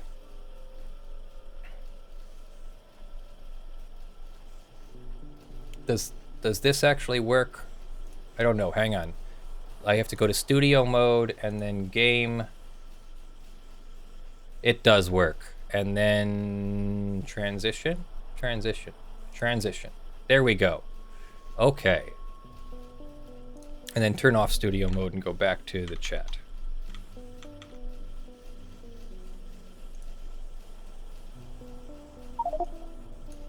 I'm just going to bring Carl up here. Carl, we are live on stream. If you do not want to be, please feel free to say so. Nope, that's fine. I've debated trying to restart my streaming career, which was actually started in Factorio long ago. I did log into the game now. I guess you were in a different game. Nope, I am here. Oh, okay. Wait, hello. how were you in my game when I how did you what?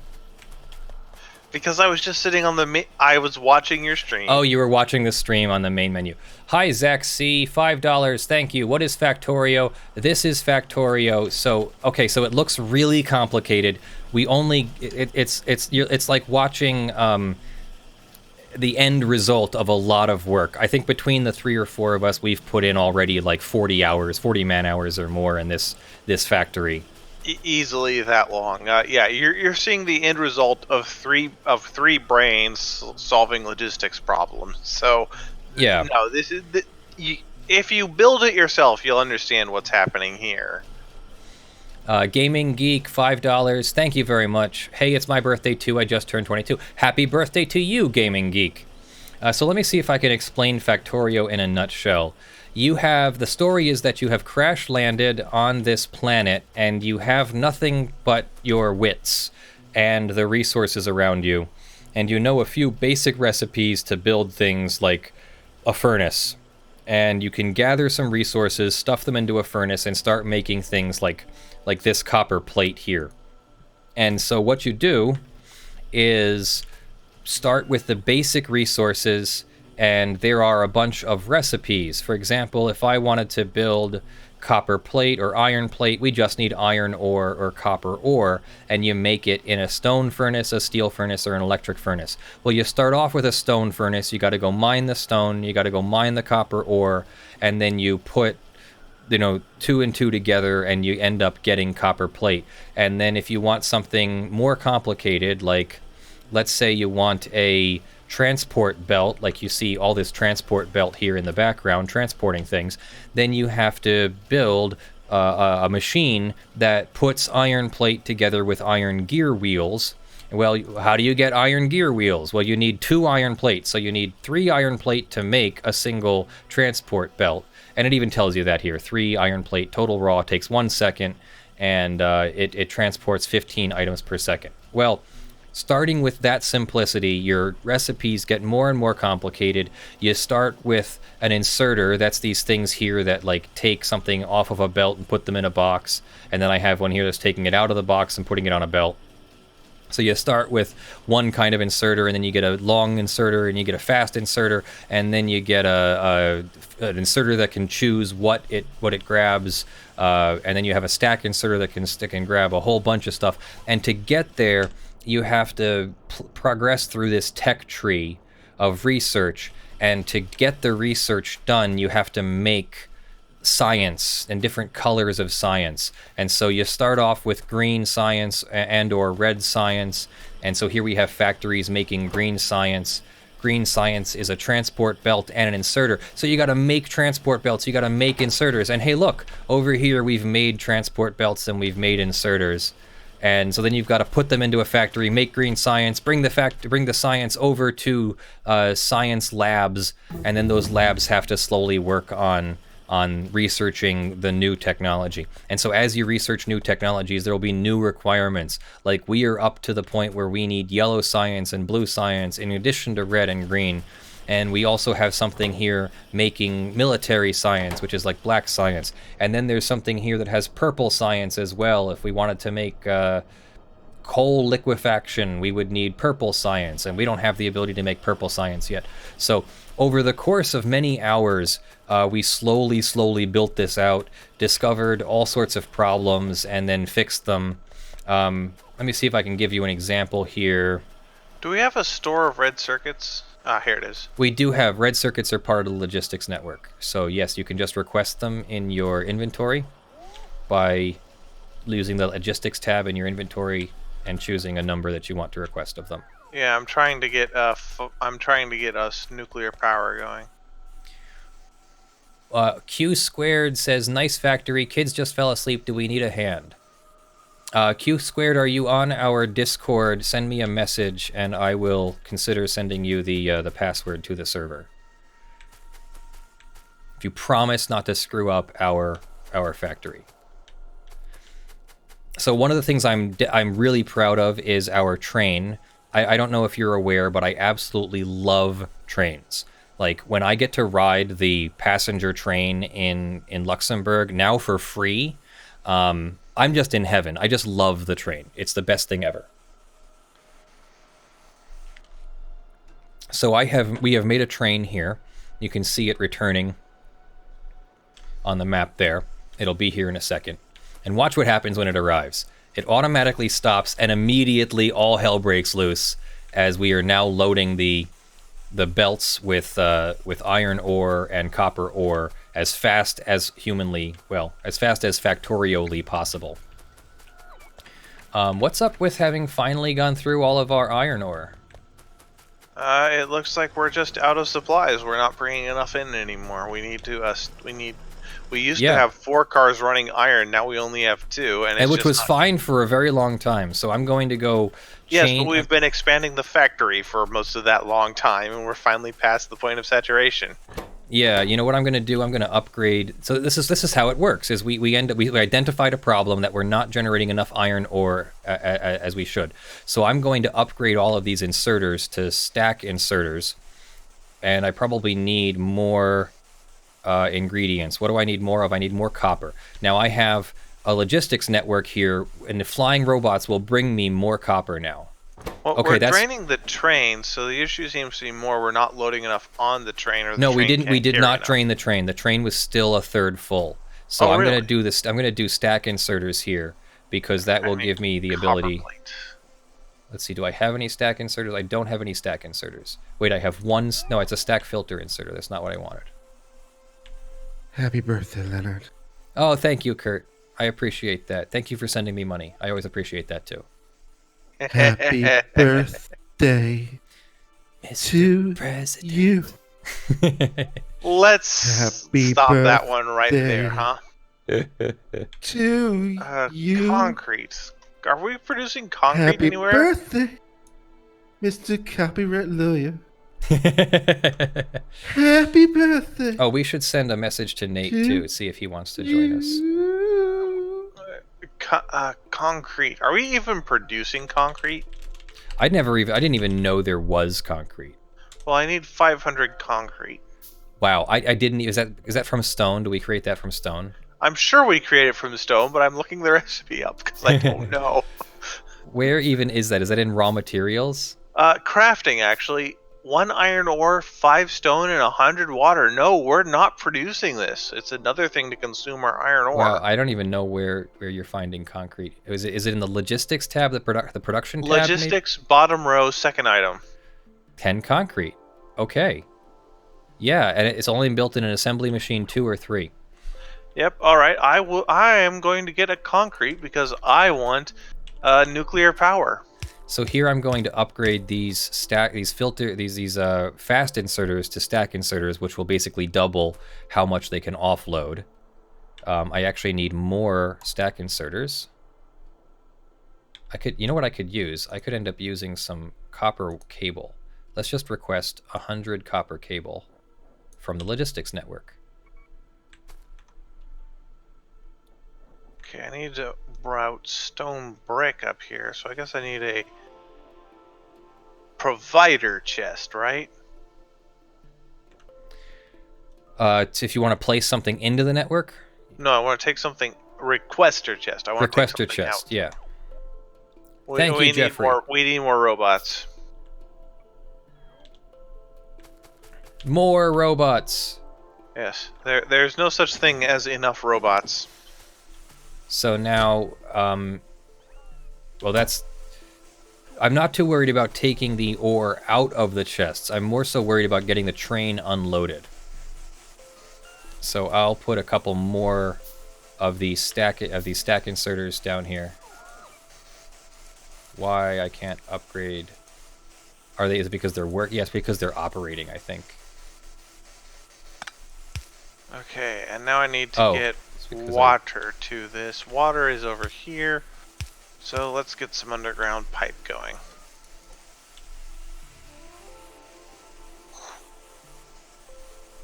Yep.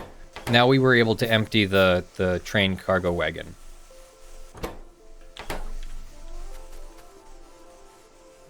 Once we built some stack inserters.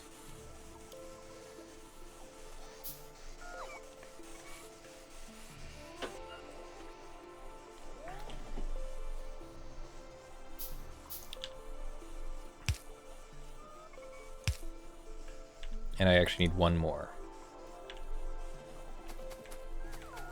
And then I'll ride the train back down. I think we're using stack inserters down on the other end of the line. But now you've got at least some kind of a buffer on iron ore. But the whole factory is going to grind to a halt if we don't have enough iron ore. So now the whole iron ore distribution line on the north end is all filled with stack inserters. So yeah, that should last a little while, but that's going to eventually end here. Let's see if the train gets back and it can catch up before it actually runs out. It's going to be close.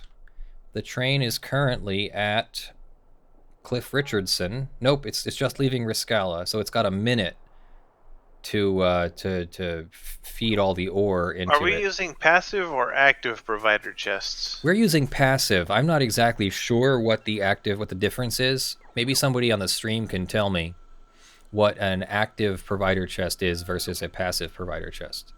We're using passives right now because it's working fine. You can see all these robots are delivering items to me. Alright, I have concrete under production. Excellent.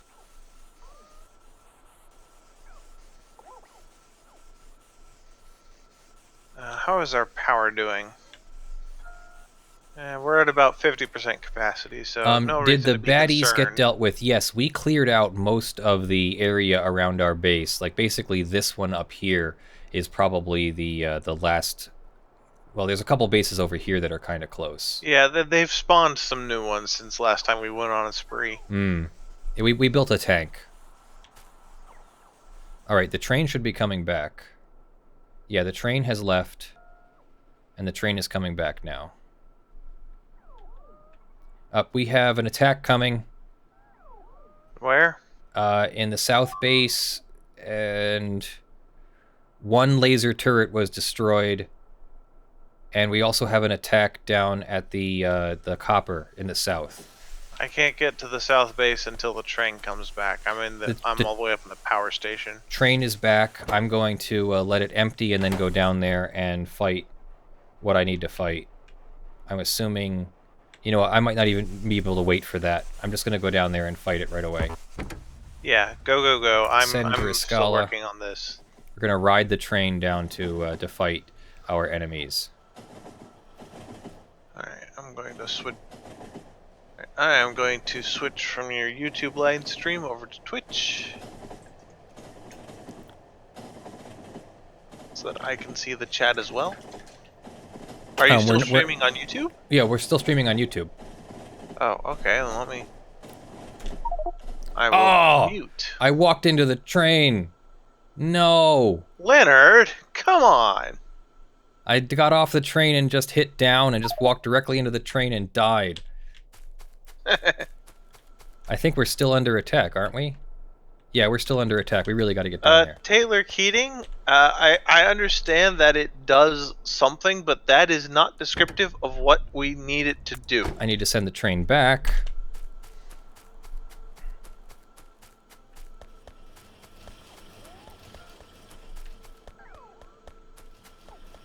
Do we have manufacturing 3? No, we don't. No, not yet. I think that requires purple.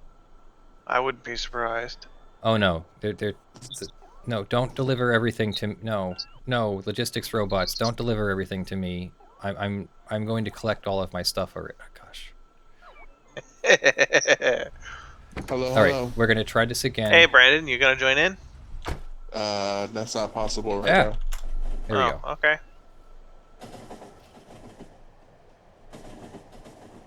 Carl, I'm going to upgrade more of our belt to red while I wait for the 500 concrete I need. I'm in the hospital right now, Carl. So We're live, FYI. oh, that's okay. Shit, dude. I hope you get better soon. All right, I picked up all my stuff and I'm going to go defend the south base which apparently...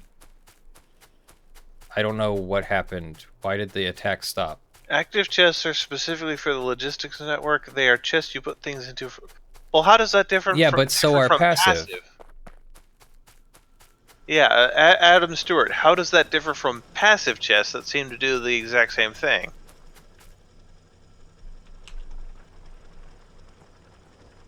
Do I not have... Oh. Like, we're rather confused on this point. They seem to be exactly the same thing. Taylor Keating would like you to know that it is good advice, life advice, to not get hit by the train. Yes, I agree with that sentiment. What happened to my construction robot, and why is it not... Excuse me, Gesundheit. sorry. Why is my construction... Oh, because I didn't turn it on. There we go. Now my construction robot will fix the wall. Do I have a laser? Let's put down a laser turret. Alright, Leonard, if at all possible, you've definitely got to step up our iron production / train draining. I am going to work on that right now. Because our initial iron field is gone. Unlike passive provider chests, logistics robots will also actively attempt to move all items within an active provider chest That makes sense. to storage chests when there are no other tasks available. Okay, so active chests they'll try to keep empty, so they'll move active to passive, and then passive chests provide for the network. Is that correct? I don't know about that sequence, but it sounds like they try to keep the active chests empty, whereas I prefer the passive chests right now because I'm happy to have the factory get backed up with full chests. We always use full chests as buffers. Yeah. Here is a laser turret for the south, just in case we need that again. At least it'll give us some defense till we can get there.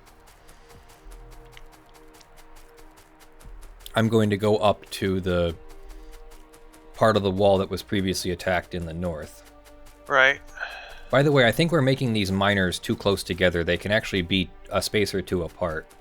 They can be. It's more efficient to put them right next to each other because that increases the amount you get at any one in any one tick. But yes, in terms of like literal space efficiency, they can be further apart. Discord message sent. From someone called Q Squared.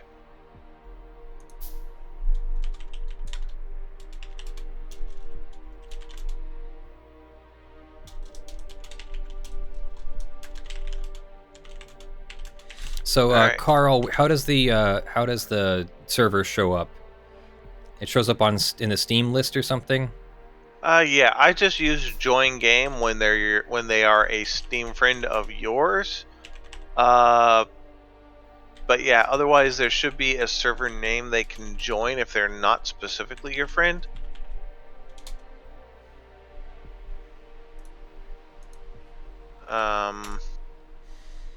Settings maybe? You're the host, you would know. Adam Stewart says that's pretty much it. It depends on whether you want logistics networks to attempt to keep the chests empty while they have nothing else better to do. So they do move passive to provider, which I guess is the thing. You put it into actives and then they'll drain actives into the passives. We have another breach. Alright, if one occurs up here, let me know. Otherwise, as I said, I'm working on the main factory at the moment. I'm trying to get there as fast as I can. The breach is down by the stone in the south. It seems to be a big one. I'm getting multiple... have they broken through? Yeah, it seems like it. I'm getting multiple notices. Alright, I will hop the next train. I'll be able to take care of it. You got it? Yeah, I'm close enough. It's still gonna take me a moment to get there. They might damage some things.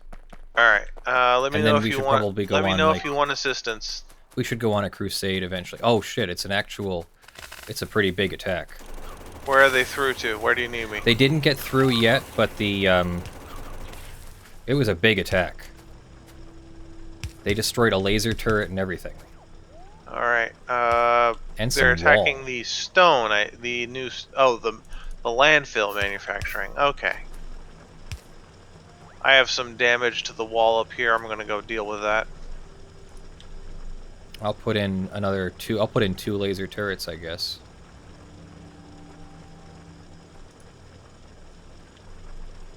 Yeah, to those in the stream, this is a fairly complex game, but since you build through it at your own pace, you tend to learn as you go.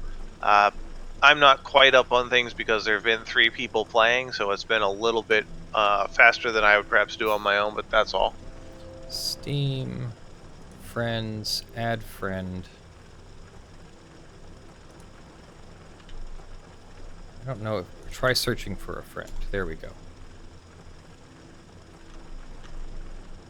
I didn't find you under your Steam name. Try using this friend code.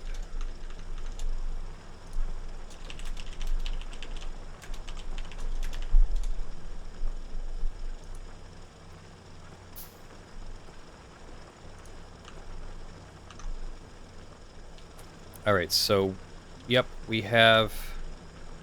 Oh, my construction robot automatically placed it down. How do I put down... How do I do, like, a blueprint or something? Shift left click, I think. You may need to look that one up in the help menu.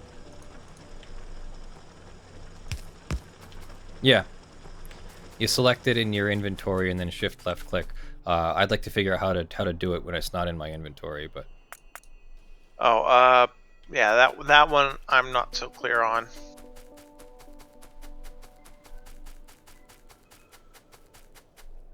Okay, so we've at least got 2 laser turrets down there. Oh, almost got run over by the train again. Oh, right, I wanted to go. Thank you, the Silverada, for the $2. God bless you, Leo. Best wishes, keep on killing it.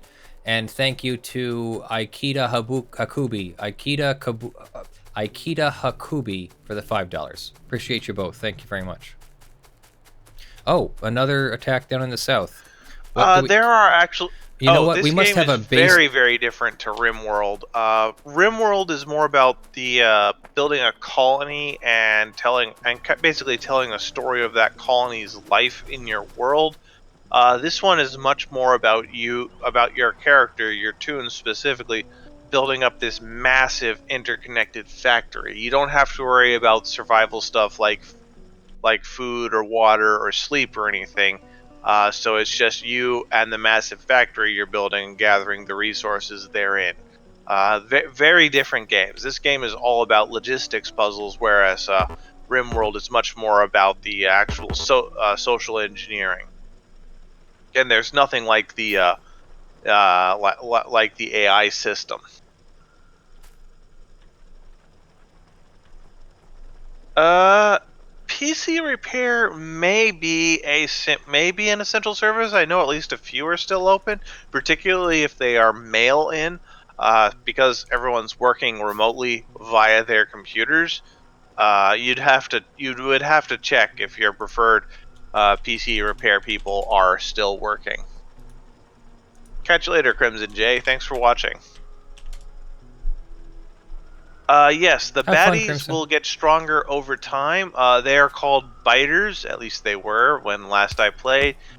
They will increase in power, size, scale, hit points, damage ability, and numbers based on both time spent playing and distance from home base.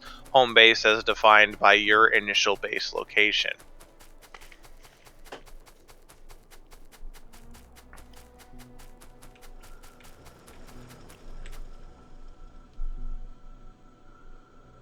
Alright, I'm gonna thunk down a nuke reactor. Okay. We have a nuke reactor. It wants fuel. I'm going to route some fuel to it and see what happens.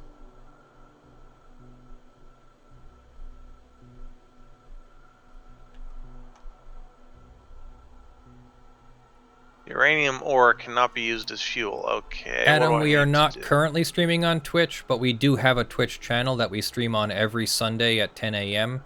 And that is the twitch.tv/lawfulmasses. I will post that in Alright, apparently I need to build a twitch.tv/lawful. centrifuge, so I need more red masses. circuits, more concrete, and more steel. So let's see. What could I do for iron? I could do stack inserters for iron. Let me make a Alright. bunch of stack inserters. I need more resources than I have right now. I will have That's to how it goes. wait for the train, ride it back, and then...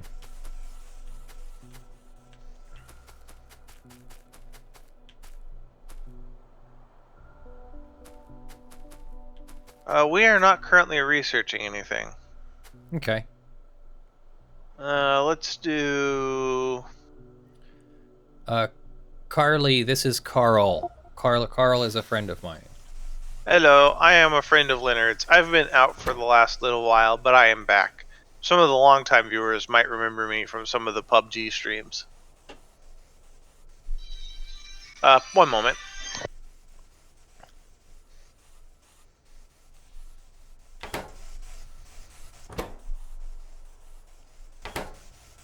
This is also why. Okay, so how much did we have here? Let's make this. I'm going to set a limit here. It's not going to be 30 seconds in Rascala anymore. It's going to be item count.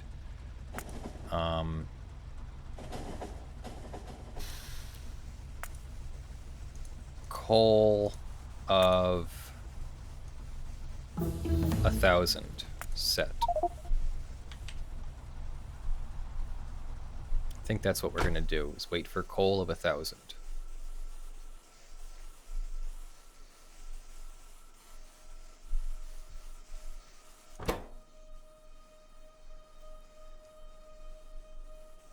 Okay, that doesn't affect iron anyway.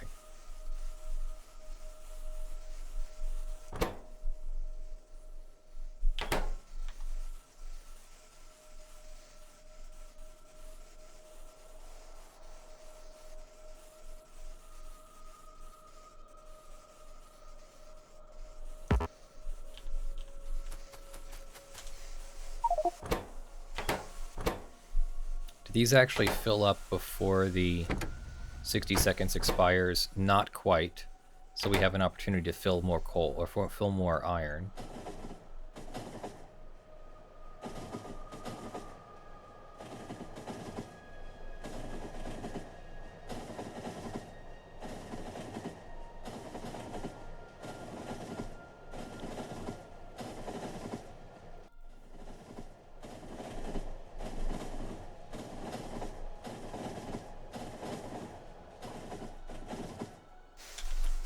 And I'm going to request all the materials for building more stack inserters.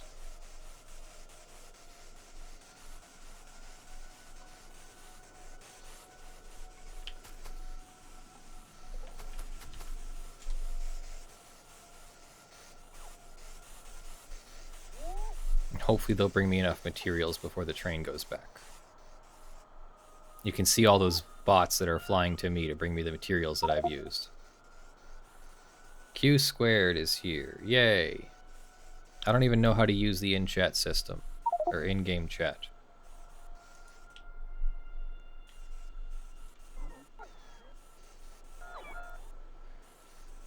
How do you even chat?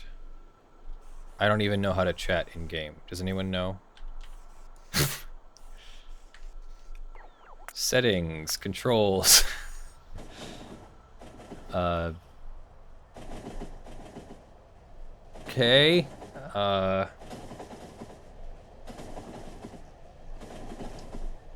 Crafting, quick bar,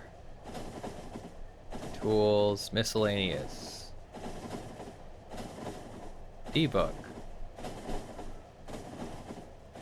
Chat. Where is chat? I don't know.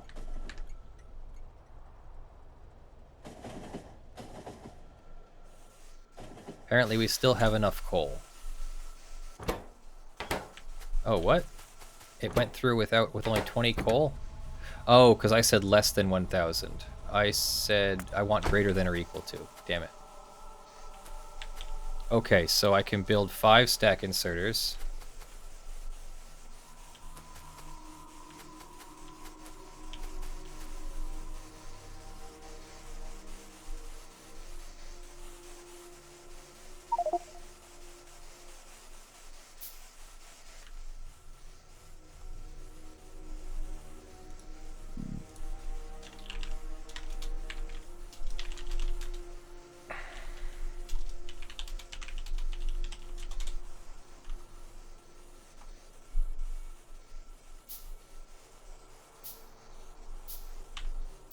It is not /.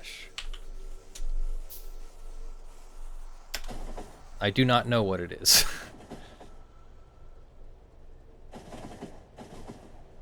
Thank you, Nathan. I have survived another year, yes. Tilde. Tilde, by the way. Or reverse apostrophe, or whatever that thing is.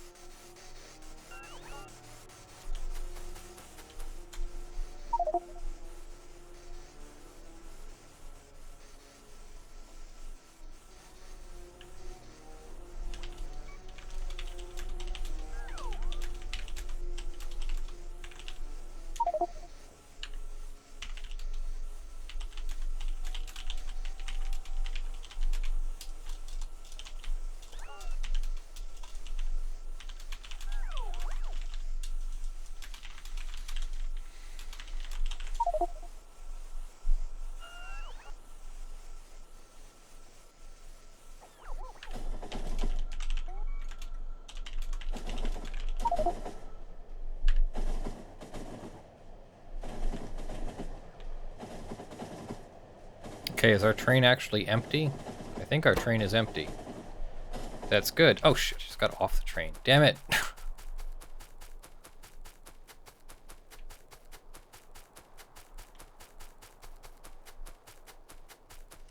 I'll just walk all the way.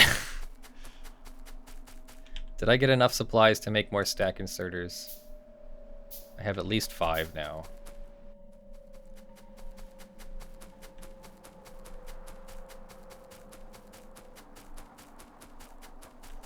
Yes, it's the tilde key, but shift makes it the tilde. The non-shift is actually not the tilde. It's like the angled apostrophe. I don't even know what to call it. You're in Discord in lobby. Okay. You need to be in a voice chat lobby, which I don't see you yet.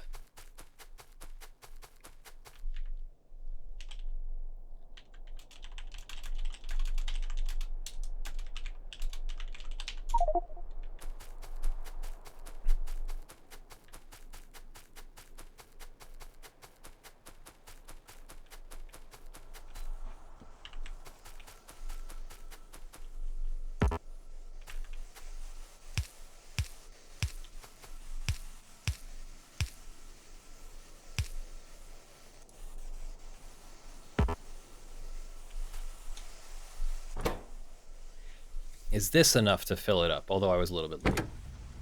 We only have like 10 seconds. Game lobby 1. Okay. Oh, could you please scroll? Discord. Gosh darn it.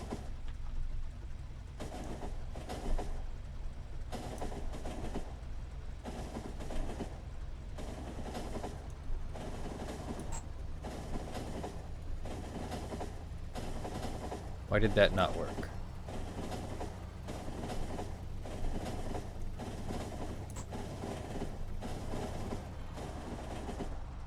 Huh?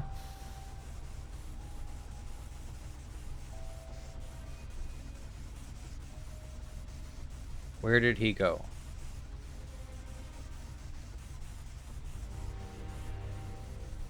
What happened?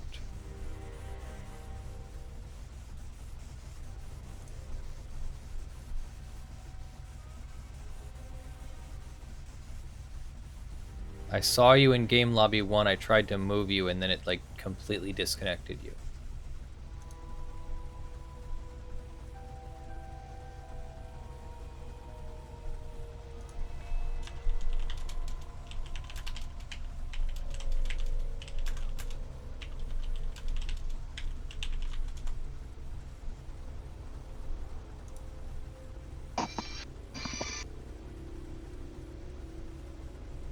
Alright, I am back.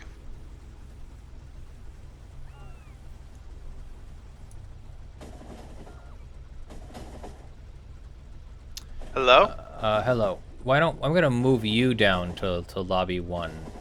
Oh, he doesn't have permissions? Maybe that's what it is. Okay. But even if he doesn't have permissions, I should be able to move him. You should, but there could be something set. There could be something set up. Is Brandon still there? No, Brandon has wandered off. Okay. So yeah, go ahead and move us down to lobby 1. Yeah, that'll mean that anybody can join though. Oh well. Well, huh. I wouldn't have permissions to give people permissions on your server thing. All right, where is he gone?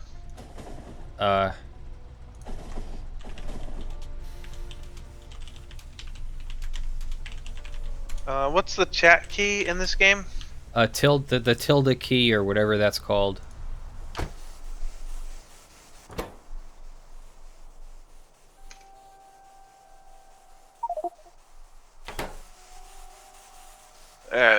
Tilde or grave, I believe people call it. Oh, okay.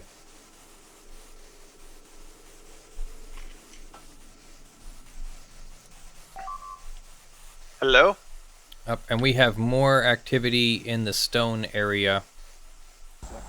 Hey there. Hello, Q Hello. squared. How are you?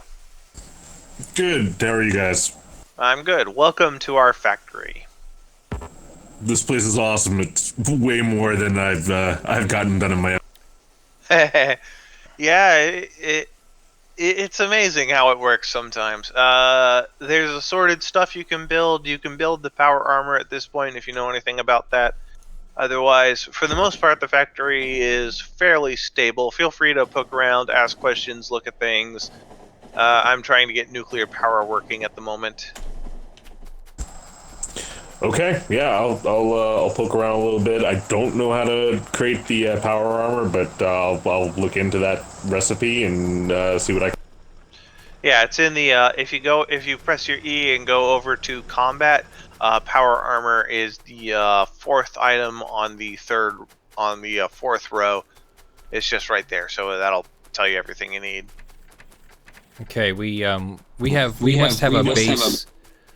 We must have a base down at the an enemy base down in the south by the stone because they keep attacking the stone area. They're attacking. And we so don't have a frequently. radar dish down there to tell us where they are. So. All right. Well, if you want to build one, be my guest.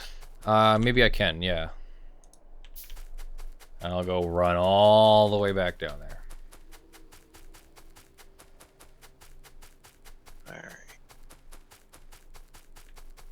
Okay, I need some steel and some more concrete. Don't we all? Oh boy, we are running out of iron. Something hardcore. The factory is going to grind to a halt soon. I think I've got it fixed, but we'll see. All right. Well, hopefully you do because we are running low.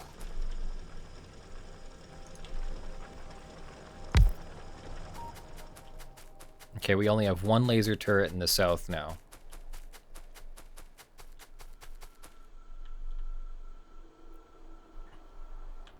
Alright. They keep attacking that wall, but they're not... Uh-oh.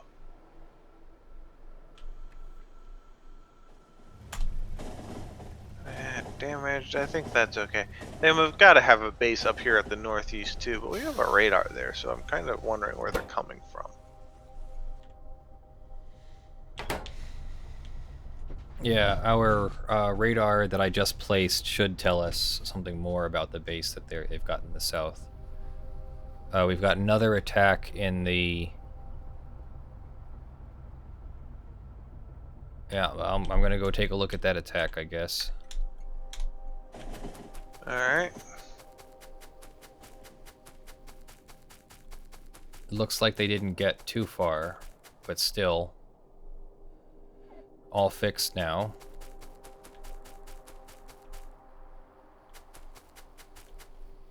Come on.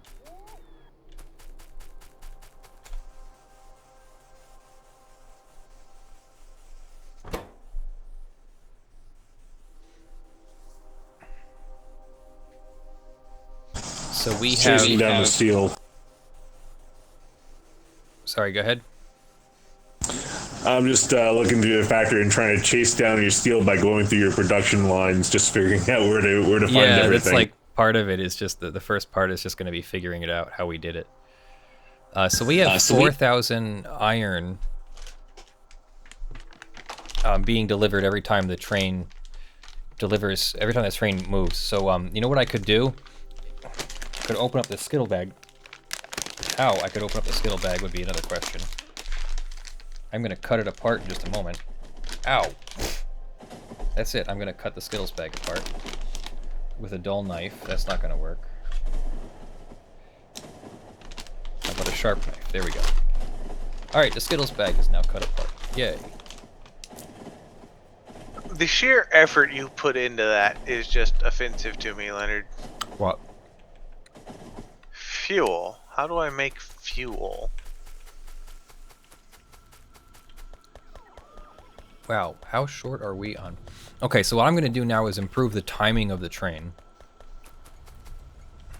Alright, so I have uranium.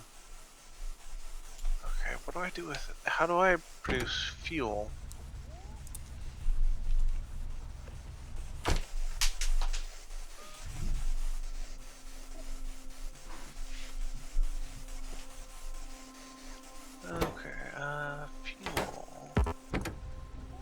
Okay, fuel. The train only needs like 30 seconds to deliver all of its materials. Fuel needs 1 uranium-235 and 19 uranium-238 and 10 iron plates. Oh, okay. Well, that's entirely useful. I'm going to move that elsewhere.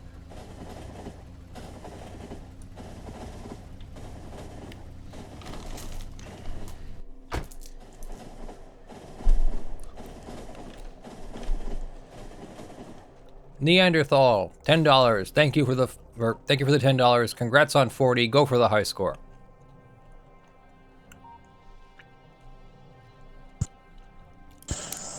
Coffee nut M&Ms?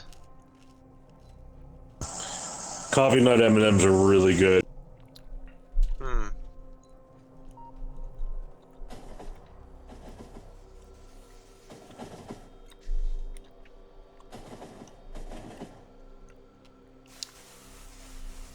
Let's see. No, I did If not my know that timing they is made good. coffee nut M&Ms.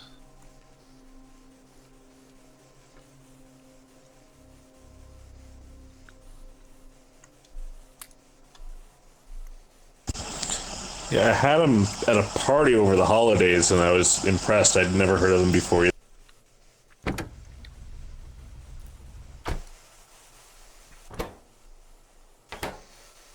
Alright, I need to get iron plate over here. What are we looking like? Iron plate. We're looking pretty good over here at the factory line for it. There's just a ton.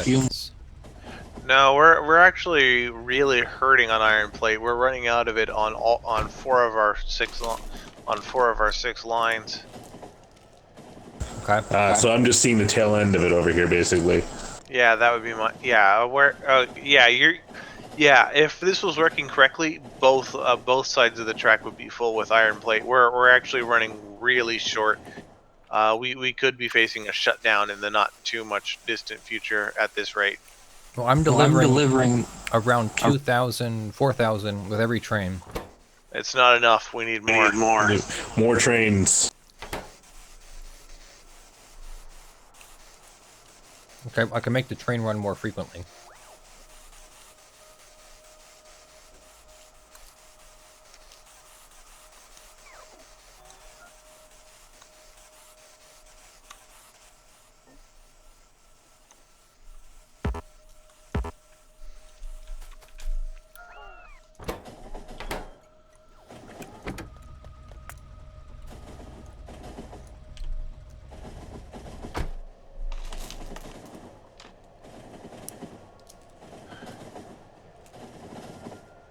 Oh, that is something. Nuclear fuel reprocess.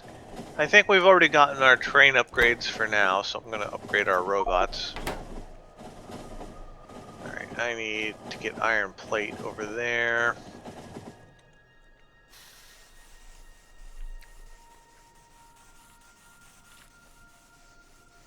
I guess let's go underground.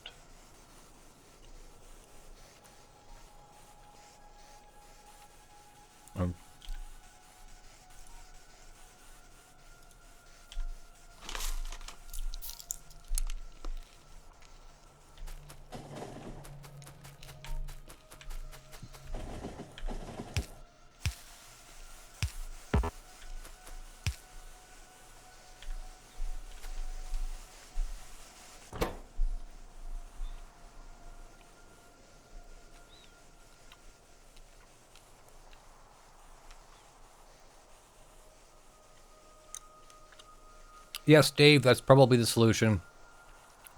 We are stubborn. I am stubborn?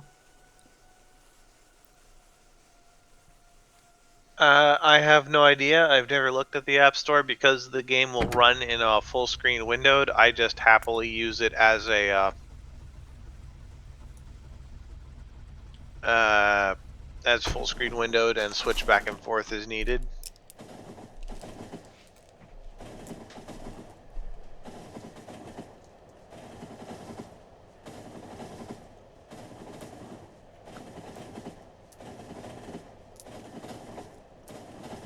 Double the tracks in 2 trains could be done.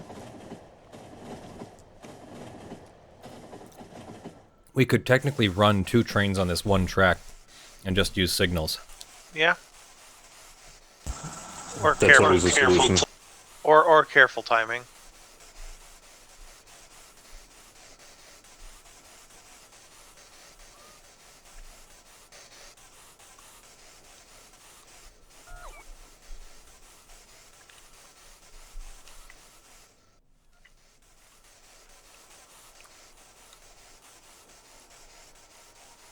Yeah, just time everything right to avoid crashes. It'll be easy.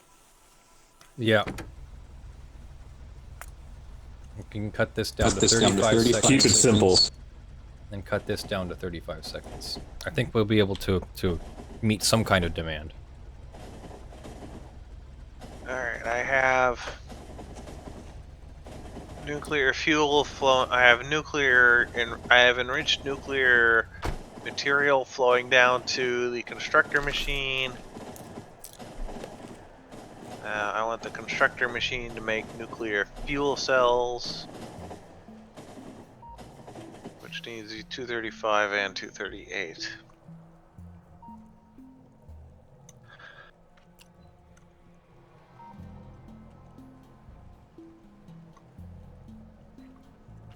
Have a good night, Coco.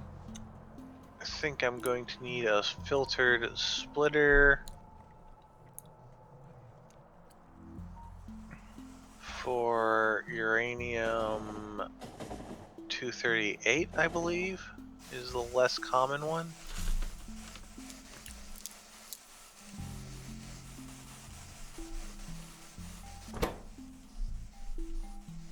No, uranium 235.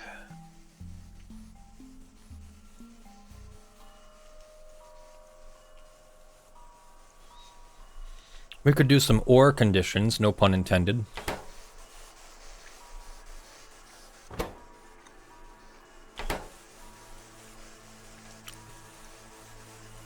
possible. It's 4,000 ore. So let's do item count of iron is greater than or equal to 2,000.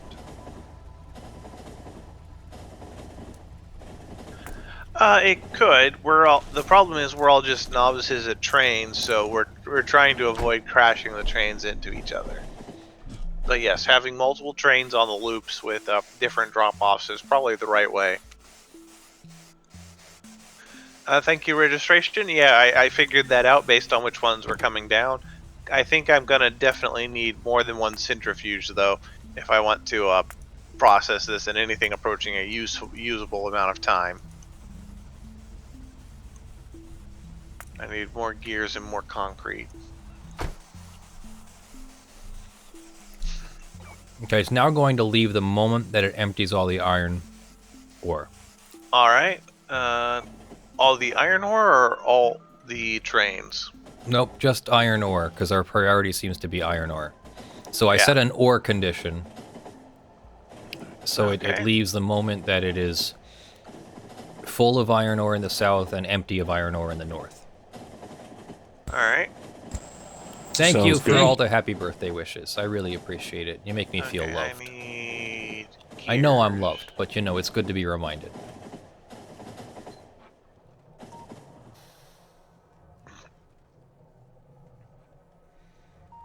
So now at least the train is running more frequently, about once every 30 seconds instead of once every 60 seconds.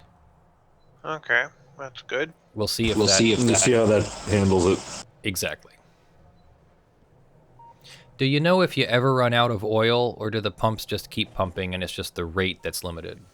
So the rate will go... The pumps will never stop, but they will go down in productivity over time. Okay. Yeah, so it's... Eventually they'll all drop to less than 0.1 oil per second. And effectively they're dead, but they never truly stop.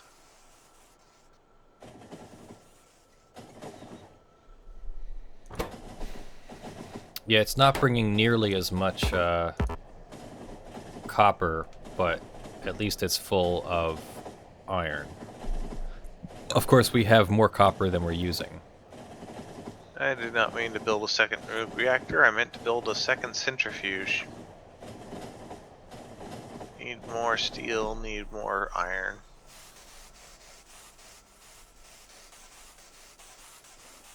Unloading for nothing? No. Yeah, I think we caught up with the iron ore. Alright. If we have, hooray.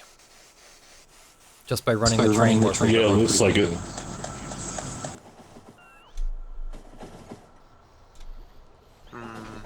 Okay. I can work on some other problem now. Okay, Have yeah, we figured so out how to hopefully build steel should heal in a few minutes then. You're a poet.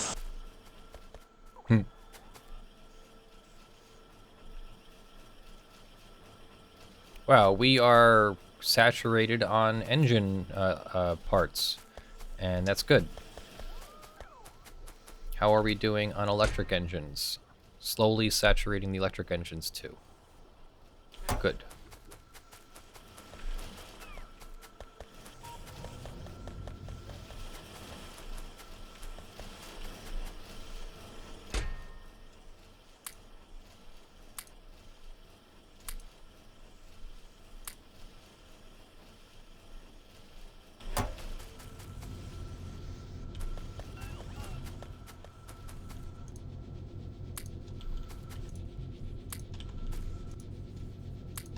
Get rid of my copper ore that's just sitting here.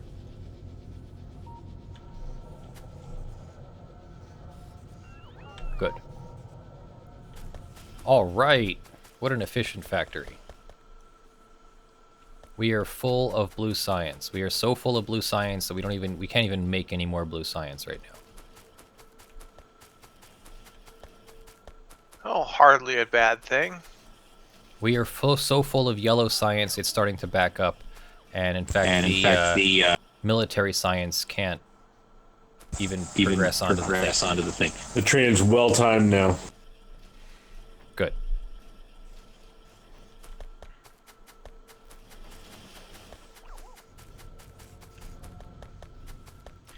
That's okay. You could also call them copyrights, R-I-T-E. I think that works. Like death rights, like last rights. Alright, I have now 3 centrifuges running. After blue science is technically gray or after blue science is either yellow or purple science. Purple and yellow being kind of the same tier. And then I think there's finally white science. That's the rocket, that's the spaceship science or the rocket science. Yeah. So I had 10 centrifuges for my ore processing, then 4 for my core of process, and all of that was vastly overkill for my 2 reactors. Okay. Well, if 10 was basically massively overkill for 2, then 3 should be on par-ish for 1?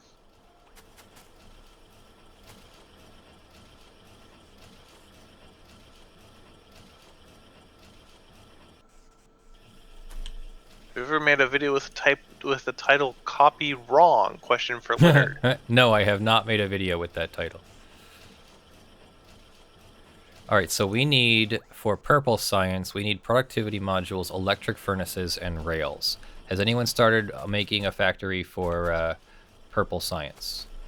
No. Rails would be the easiest piece to manufacture out of that chain. I don't think the electric furnaces would be that hard either, huh?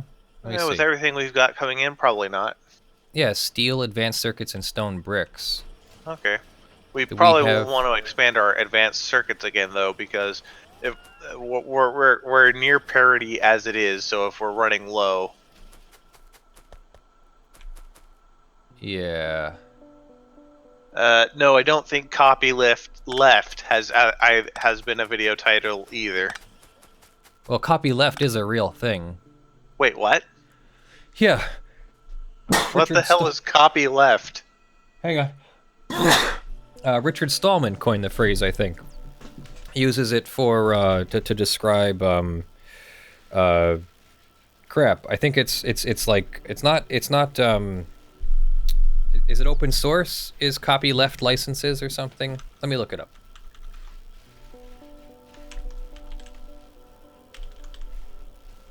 The factory will always grow. An arrangement whereby software or artistic work may be used, modified, and distributed freely on a condition that anything derived from it is bound by the same condition. So yeah. So Creative Commons? Creative Commons is a copy left license. Huh.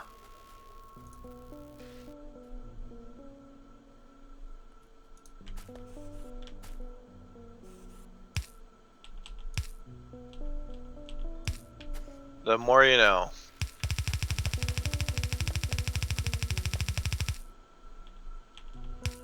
I need a copper plate.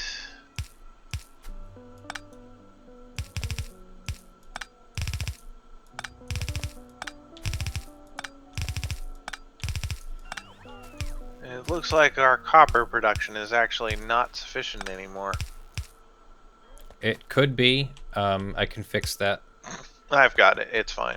I will fix. I changed some things. Yep. Well, I am right here. So. Okay. I am still right here. What have I become? My sweetest friend. Everyone I know goes away in the end. Johnny Cash, you are not. Trent Reznor? Yeah, right?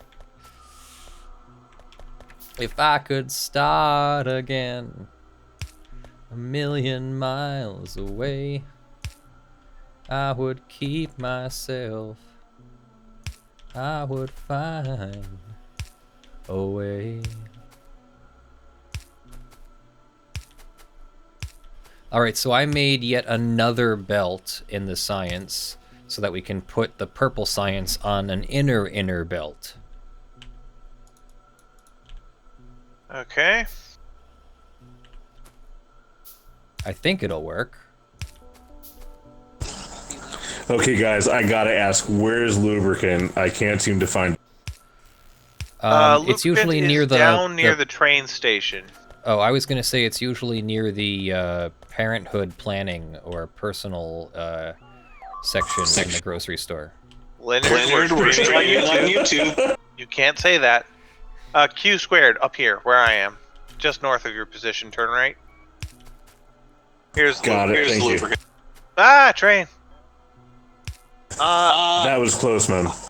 To the person asking about, could you multi-stream us all? I am not currently streaming, nor am I set up to stream. It may be possible to do that later on, but I'm kind of just playing with my friend right now, rather than looking to really stream per se. Maybe next time.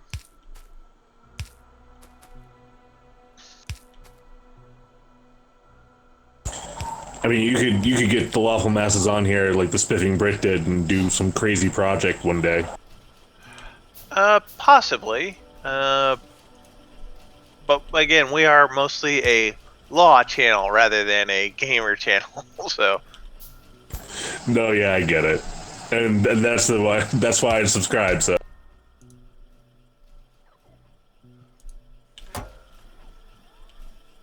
Alright, that should help with our copper production.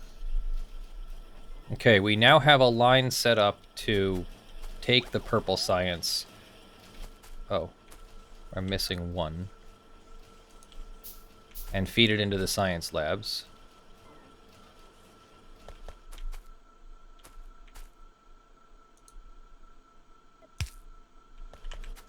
There we go. Now I just need to make purple science. So I need a provider chest and a requester chest. That's fine.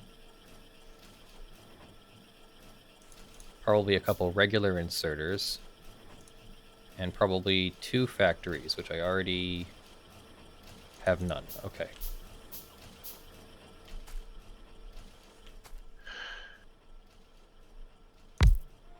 One, two, 3.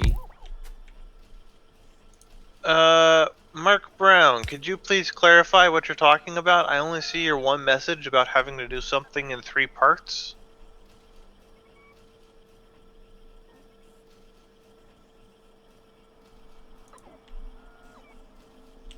Nope, I did not think that through. I need to make one more space between one. I'm trying to look back through the chat, Mr. Brown, but I don't see quite what you're talking about. Requester chest. Well, I'm glad And you're then enjoying your iPhone. I understand it is used by rich people with money to burn. Oh, pfft. Nice. All right, so what are we going to build here? We're going to build...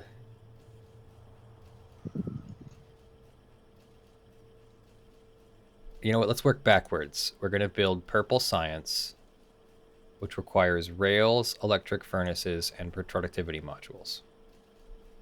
Rails, electric furnaces, productivity modules. So, rails, electric furnaces,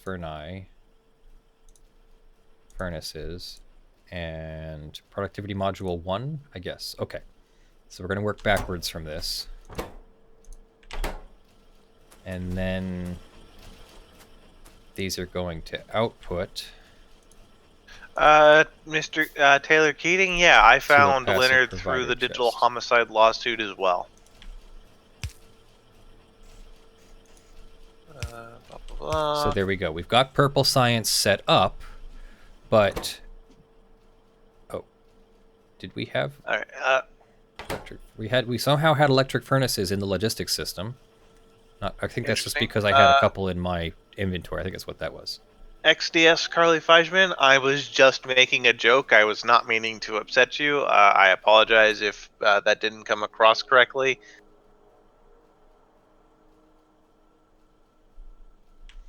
All right, so then I want an assembly machine or 3. Let's see what it takes to build rail. Let's try to do that up here.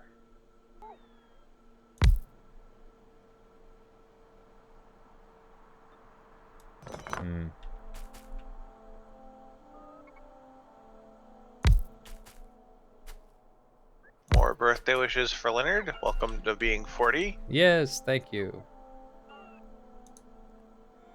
And let's see, we need a requester chest and a passive provider chest, and 1, 2, 3, 4.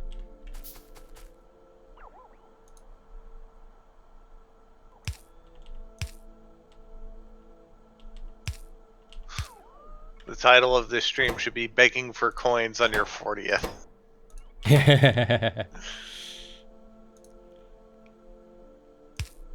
Fair enough. And then a passive provider chest goes here. The requester chest goes here. What is rail? It's stone, steel, and iron sticks. So we need stone, steel, and I don't know. We don't think we have any iron sticks being created. Is that accurate? Iron poles? Iron sticks. The ones, it's one. certainly It's haven't one set that iron up. plate creates 2 iron sticks. Yeah, I don't know what those are. I am just trying to fix, Are there any iron sticks? No, there's no iron sticks in the logistics system. So that's going to be a problem. Okay, alert. Yep, we've got Actually, attacks in both places. Let me grab. gun turret was destroyed on the southern. Yep, on I'm going to the, request some northeast southern batteries. wall. So I can make... Actually, you know what? I'm going to request 60 batteries.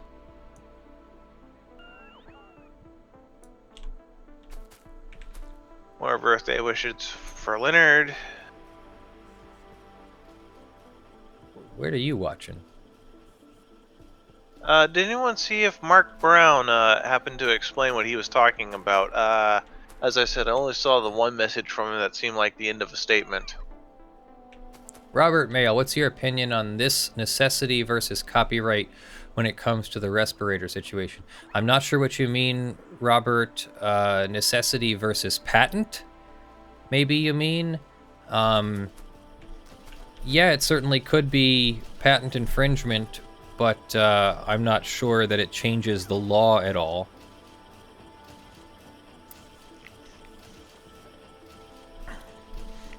I think it will change a damages calculation, maybe, at the end of something, sure.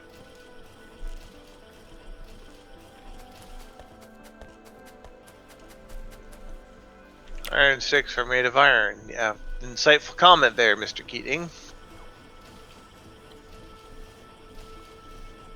If you would like to help lawful masses, Leonard, what is the best way for people to help lawful masses? They can buy merch, they can become a supporter, a monthly supporter on patreon.com/ljfrench or sponsus.com/law, or give us a super chat or subscribe to us on YouTube, click the bell, that sort of thing. There you go.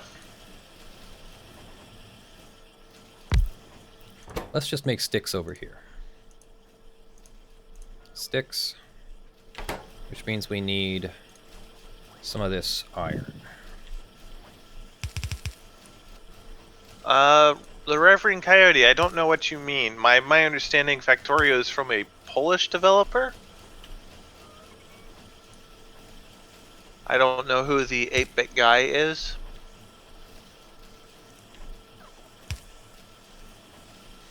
Alright, you've got sticks being made now.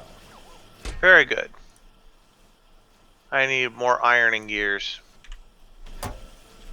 I'm only limiting us to 2 stacks of sticks. Okay, I finally have power armor now. Alright, welcome to the big leagues.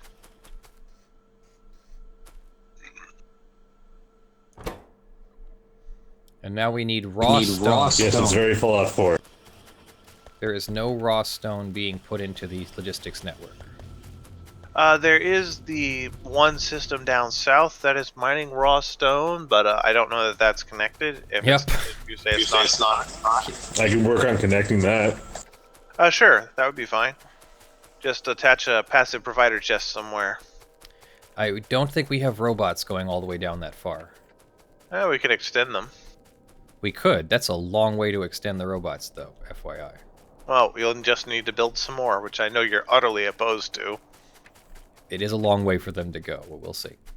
The 8-bit guy's last game was Lost Planet. Yeah, this is not Lost Planet.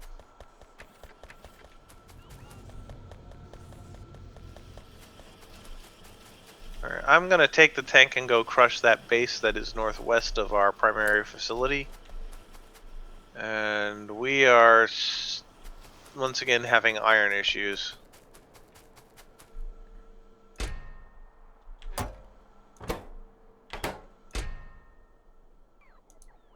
Okay, I requested stone brick, and I meant stone.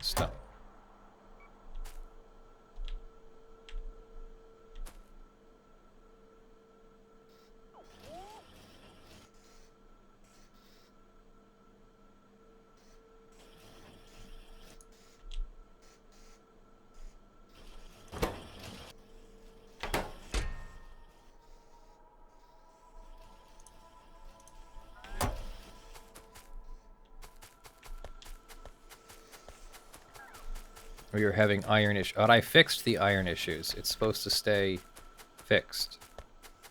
Actually, iron ore is still good. What's the shortage? We are running out of iron plate, so it could be our We're not refining producing the plate, I think.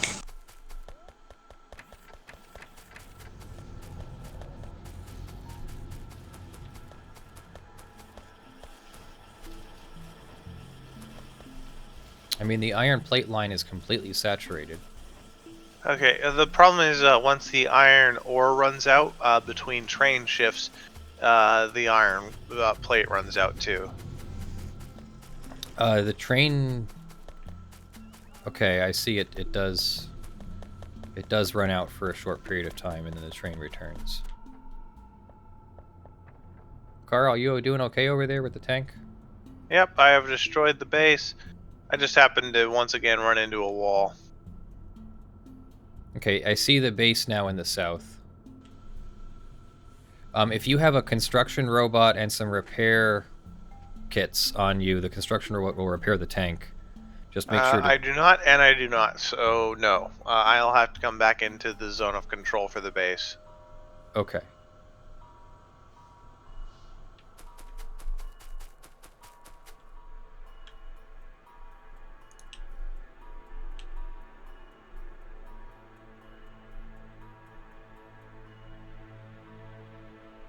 Alright.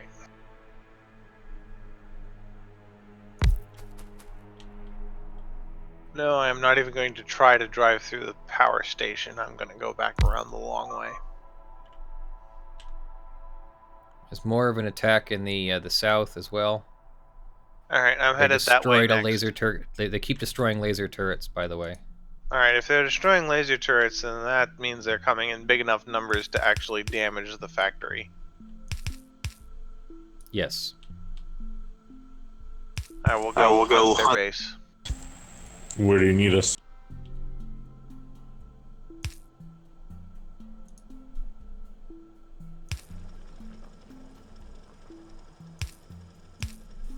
There is some more oil due east of the base. Should be nice and isolated.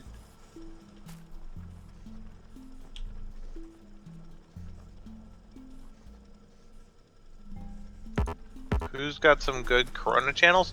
Thunderfoot has decent breakdowns on the situation. Yeah, I like how he's, tracking with the graph and updating it regularly. Yeah, you can find his most recent updates on Voice of Thunder. And there's no hysteria. There's just the raw numbers and exactly how bad a picture that paints. Hmm.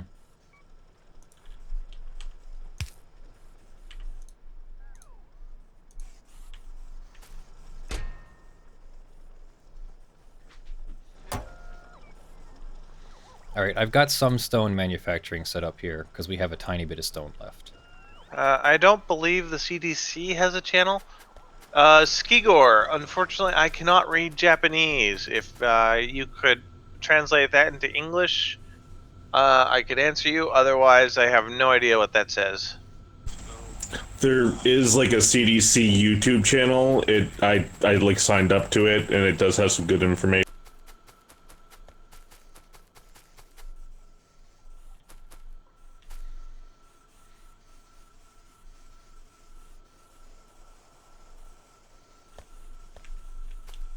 Alright, I am here to support. Let us go attack. Do you want company? I am attacking. I am in a tank. Okay. Q squared is coming down with you as well. Make sure you bring repair kits.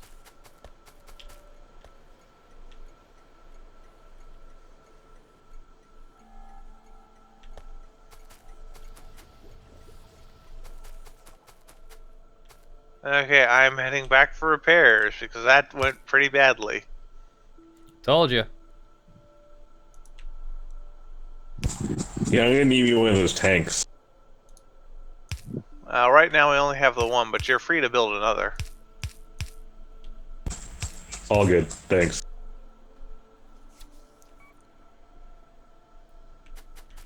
Skigor wishes you happy birthday according to Kidsock TV using Google Translate. Okay. Thank you very much. What do you think is a Factorio run by sovereign citizens, Carly?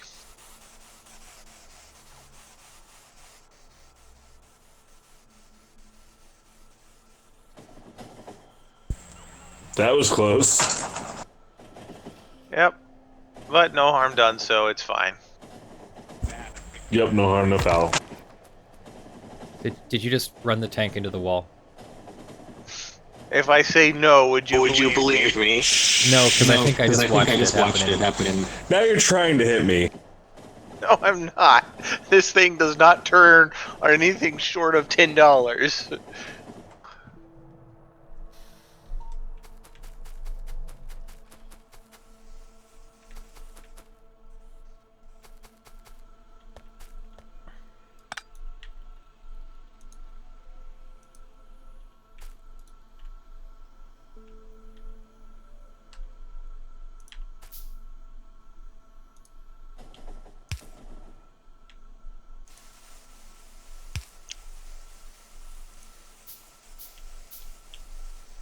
We are producing repair kits, right? Somewhere? Maybe. I don't know. I thought you explicitly said that. I may have. Copywriting the... Could you copyright the term sovereign citizen? No. No, you can't copyright terms. What is that? Doesn't You can trademark it, right? You could trademark it if you're using it in trade, yeah.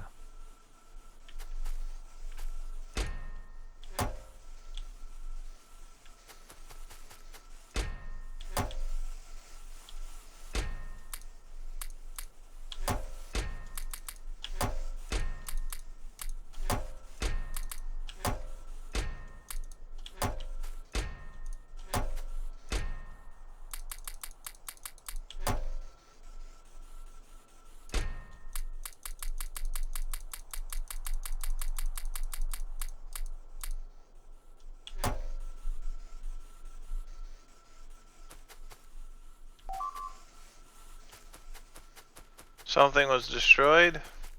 Yes. Alright, that's where I'm heading.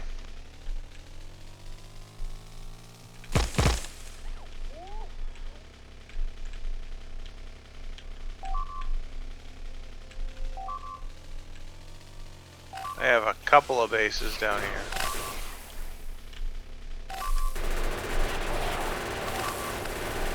Oh shit, have they punched through? They punched through, yeah. Alright, tank They is just- on the way.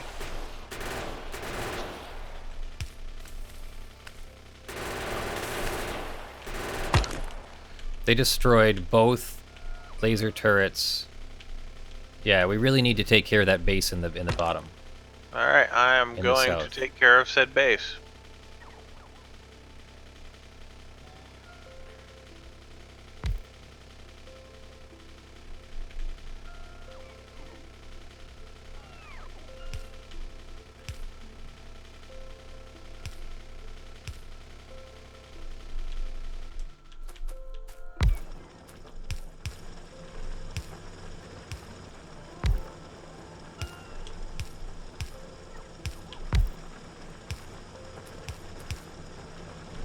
Okay, the constructor bots have replaced everything except the laser turrets. I can build 4 laser turrets, which I'll start working on now. All right, the base is gone. There are a couple of others not too far away, but they're starting to be able to really damage the tank. We need an armor upgrade of some kind. Yeah, if I just come with you, my personal laser defense will help, and I can run the main gun too. All right. Well, I am heading back for repairs. Just drive over near me, and I'll repair your tank. Come to All the right, west. coming around.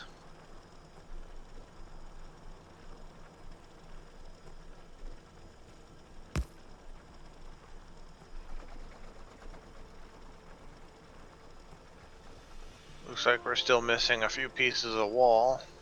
Yeah, the construction robots will take care of that. I'm just building the wall right now. I'm waiting for the laser turrets to finish building. Laria, thank you for the happy birthday wishes.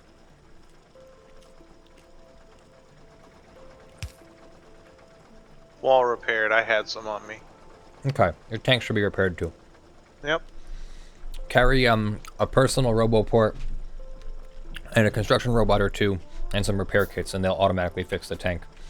Just make sure to turn the roboport off when you're fighting, because the robots are a priority for the spitters and biters. All right. Well, you want on board, or are you coming with your car? I'm gonna come back up to the. Unless, are you going down to kill them? You already did. Yeah, I was heading to launch my next attack. Okay. Sure. I'll come with you. All right.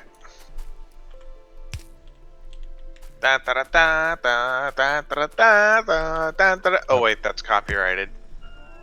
No. Ride of the Valkyries itself is not copyrighted. It would be any individual performance might still be copyrighted.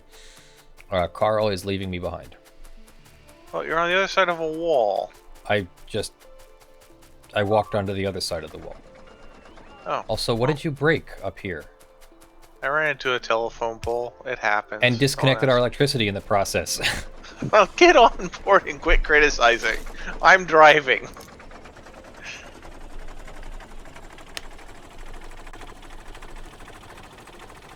Wait. They're attacking in the upper left. They're not going to get through. There's like 10 laser turrets there. We destroyed a laser turret. Oh. Alright.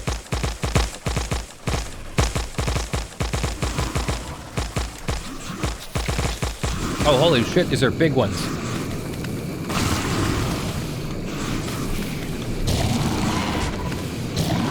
Get out of here. Get out of here. We need to repair. And then stop. Stop. Stop. How come I don't have the ability to select the tank cannon? I don't know. We have a flamethrower this time. Nate did something. You need to go back? Well, we're going to head up and investigate the upper left, right? Well, no, it just we need to replace one laser turret. Alright, That's well, all. where do you want me to go? Didn't we need to take care of that base that we were just at? Or did we kill it all? We got it all. Okay. How do you select a different tank weapon?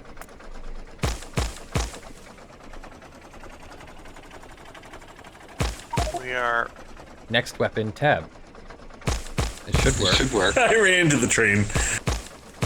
Be careful Nice. about that. It's bad for you.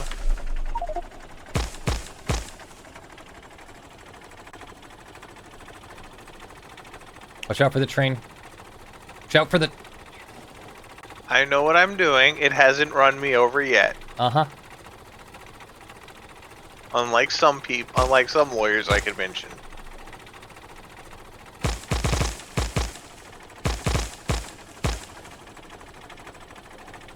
Watch out for the wall. Now, walls I have a problem with. You need to back up. I can't. I'm stuck. The wall is in the way.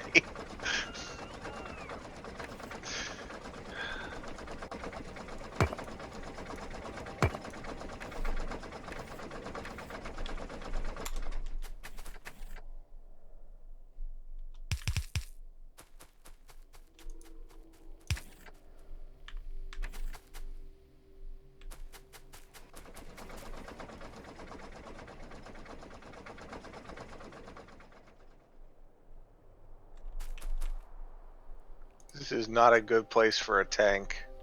Yeah, why in the world do I not happen to my construction? Other construction robots are right there. I don't know why they didn't fix the wall. Maybe something else was assigned to it. Yeah, you please stop doing that. You're destroying the factory as you drive over everything. I'm trying to get out of the way. Alright, I'm clear. I'm clear.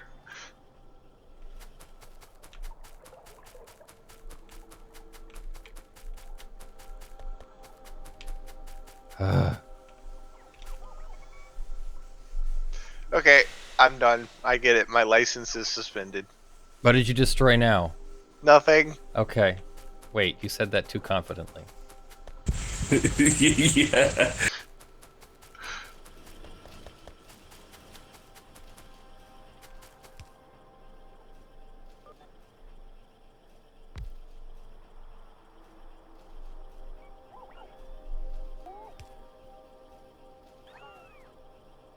Alright. Yes, we have nuclear power. Producing 40 megawatts. Wait, this thing produces 40 megawatts? Nice. Holy crap, we can shut down our entire current power production for that thing. We're only using like 10 megawatts. Oh wait, no, we're using closer to 40 megawatts.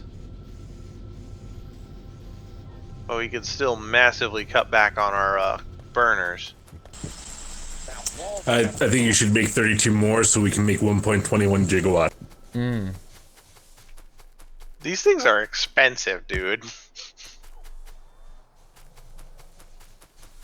Okay, I replaced the laser turret in the north.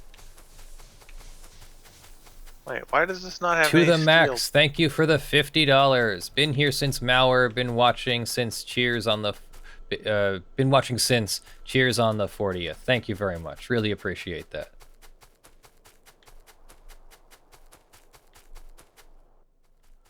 We had a previous question from Robert Mail. What's your opinion on this necessity versus... Oh, right, you did ask about that. I'm sorry. Yeah, I'm not exactly sure that judges will be very sympathetic to a plaintiff who is asserting patent over ventilators and things and looking for anything more than a basic level of compensation. We've got another attack or something. Yep, it's in the southwest area, west of Cliff Richardson, west of our train station. Yep. They like to attack that corner, and judging by the two bases, I get why. Big attack in the west of the north base as well. Yep, on my way. Without the tank, because I don't think you'd like me running over our science buildings. Yeah, that's okay. I'm coming too.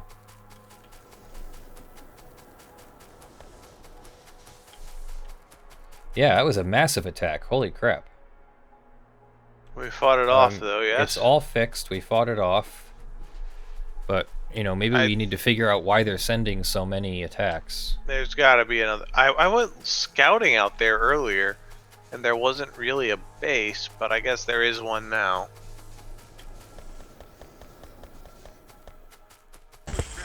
Well, the more we pollute, the more they get stronger, right? The pollution encourages them to attack. It doesn't, I think, encourage them to evolve.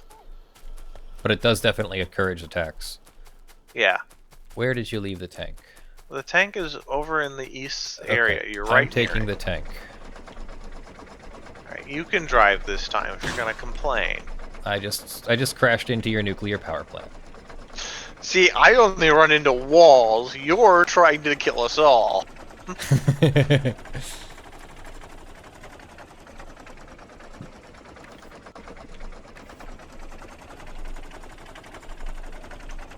Turn off my RoboPort.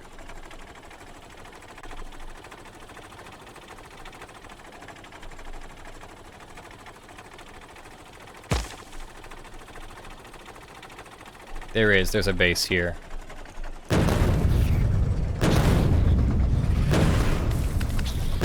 I think a wooden chest is a proper storage receptacle for spent fuel rods. Is that up to OSHA standards? OSHA doesn't exist on this planet, so I'm gonna say yes. Get that I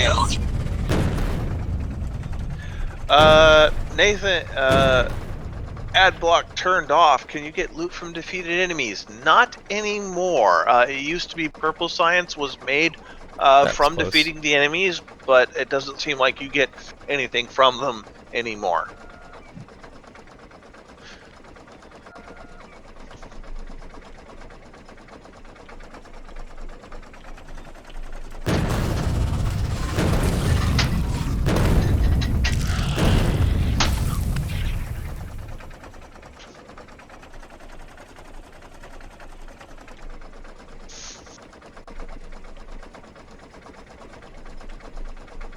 Okay, there was a base. I took care of it. Alright, that should buy us some time from further attacks. I'm not sure how Trump could have his signature on relief checks. They would just use a stamp like they normally do. It would be from the IRS or the Department of Treasury or something like that, right? Like under normal circumstances, yes. I think I read that it would be the local county clerk.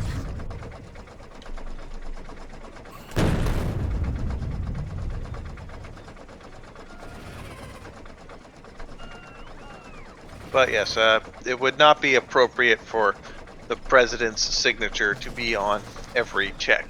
That would not be normal protocol. Top left. Whether he legally can, that I have no idea. That starts getting into laws versus delegation, and that's a very gray area. Either way, JSS, thank you for the $5.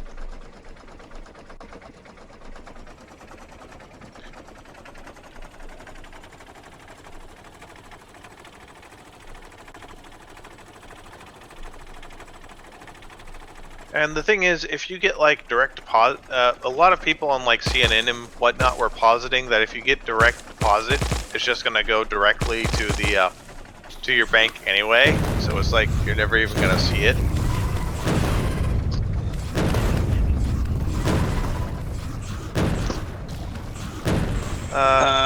Been all gaming? What do you mean, Melaine? 16040. Leonard did a whole like hour and a half meet and greet thing initially.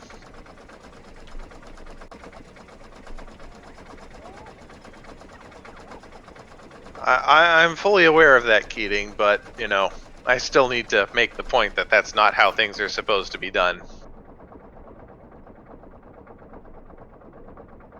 Up, there's an attack in the south and the west side again. I'm gonna drive all the way down there. All right. Since I'm mostly finished with the north here. Yeah, the big ones hurt. They can do real damage to the tank.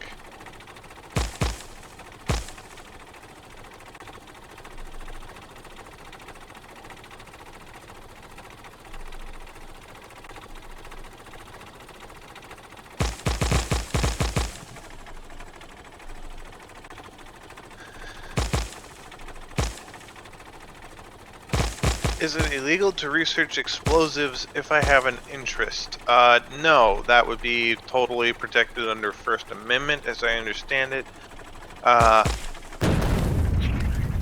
Leonard, any comments on researching? I mean, the you might anarchist get cookbook? yourself put on a list or something. You know, be careful. If you do it above, go find a company that actually works with explosives and call them and figure out what training you need to learn to work with explosives properly. As opposed to just going and doing a bunch of internet searches on Google. I mean, you can start with internet searches on Google. There's technically nothing wrong with that.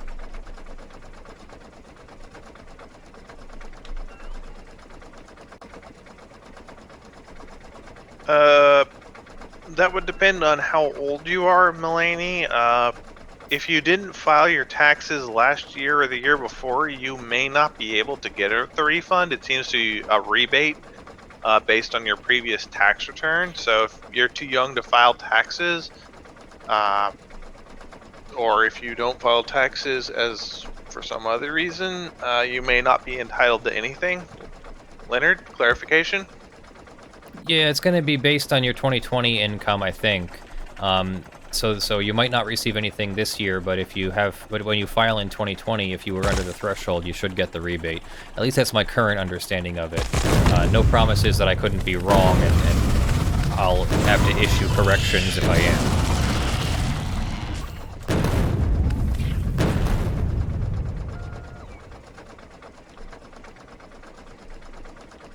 Pyrotechnics license? Yeah, you can go work at a pyrotechnics factory. I don't know that a pyrotechnics license is a thing.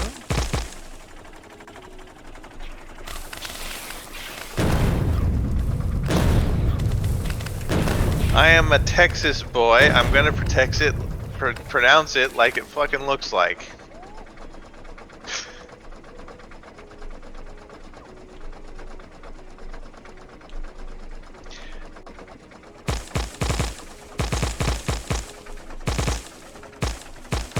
Yeah, I would imagine if you're on Social Security, you're just going to keep getting Social Security per normal.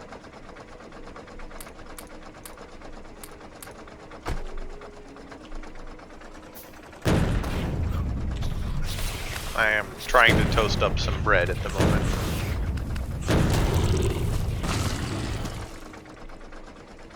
JSS, I legit have no idea. If that's true, that's more than I know about the situation.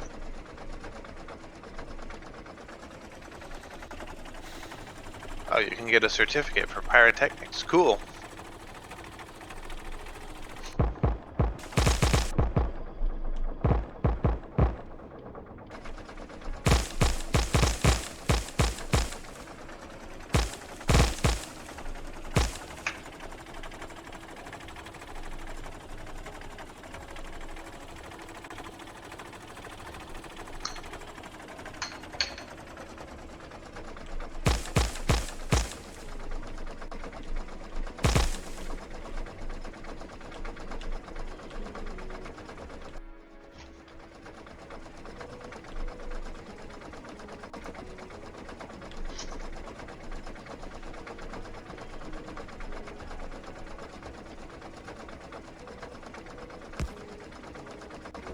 Actually, you know what? Alright, finally got my tank. Hooray! You can now be tank buddies and go crush the Xenos. Let's do it.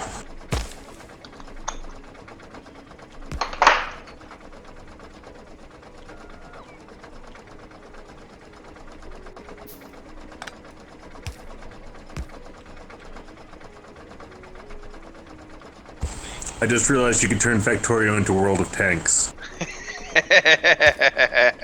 Not quite, but yes. Why is toasted bread so much better than normal bread? I don't know. Why do cucumbers taste better pickled?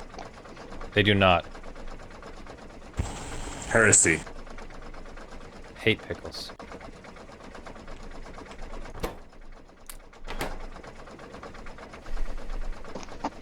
Leonard, any interest in looking up the case of the Florida pastor who got arrested for violating the stay-at-home issue? Yeah. Order? Yeah, I mean, I'm interested. I definitely have read up on the news that talked about it. I don't know what legal angle I can offer. Maybe just like talking about whether it's legal to infringe upon the right of freedom of religion with a stay-at-home order during a emergency situation. I'm gonna guess that it is, but I don't know that I have studied up on the actual, intersection of those two things. It would be interesting to do.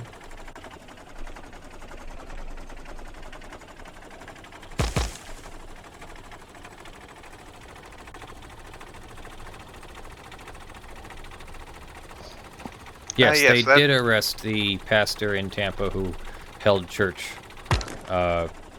services, with lots of people. Supposedly they were observing social distancing, so at least they were trying a little bit, but the order was not to do it at all, and he did it anyway. And I think he was even warned, and he did it anyway.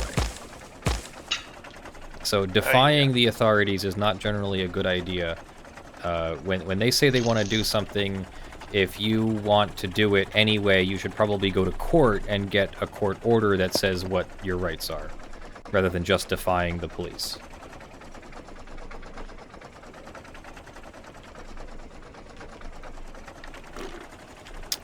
Yes, I hate pickles. Pickles are awesome. I like cucumbers. I prefer my cucumbers pickled. I prefer my pickles cucumbered.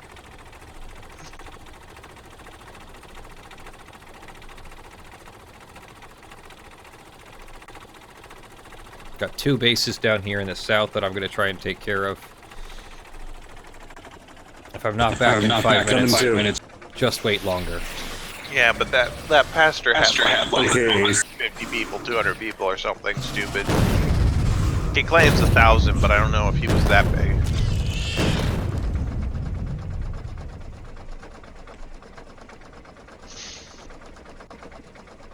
Okay, I'm from the I south. just realized I don't have any cannon shells. I only have machine guns.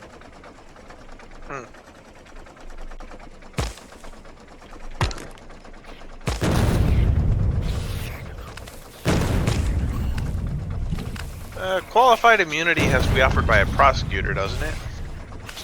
No, qualified immunity is a defense to someone suing a police officer or public official for misconduct outside of their official duties. In the course of their official duties, but that the actual conduct went outside of the law, the clearly established law at the time of the misconduct, of the alleged misconduct. So said pastor would not have qualified immunity. Not unless he was somehow a public official.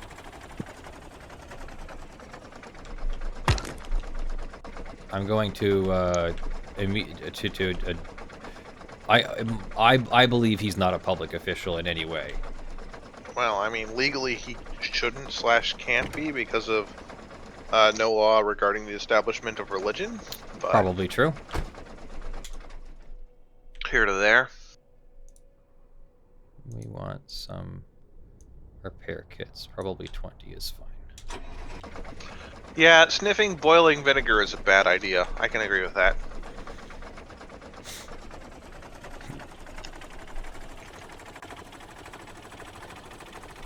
I made the mistake of sticking my head into the cloud of dry ice smoke, which of course is not smoke, but carbon dioxide.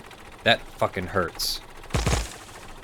Your nose is geared to feel the carbon dioxide as pain. Not only that, but I mean, your lungs have a reflex to just breathe right out when you have too much carbon dioxide in. Yeah. Melanie, I'm sorry, could you restate where the cops got away with something? Cops getting away with what? Arresting the pastor? Yeah, I mean, chat sometimes scrolls too fast, especially when we're getting involved in a combat or something.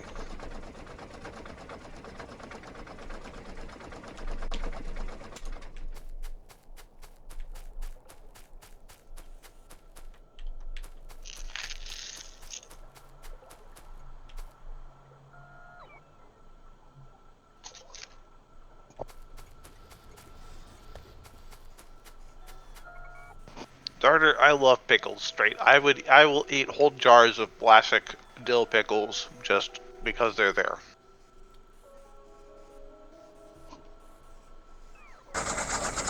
You're making me want to go get my pickles. I have some cherry fire sweet pickles. They are amazing.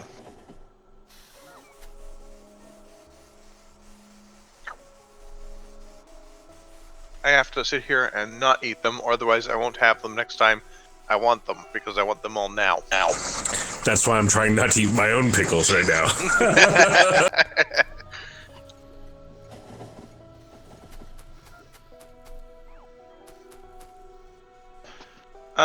Do you have a specific incident in mind, Melanine?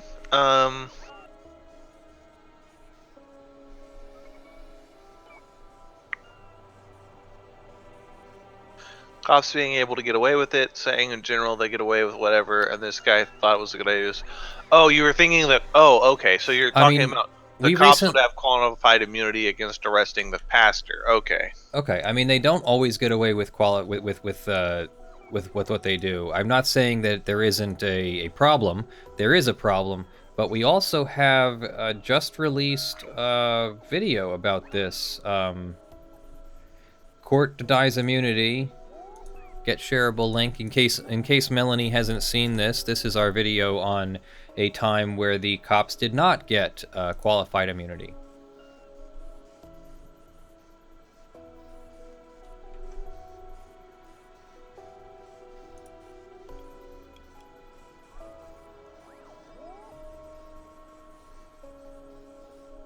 Hey, when it comes to food, people are allowed to have their own opinions, even if those opinions are wrong.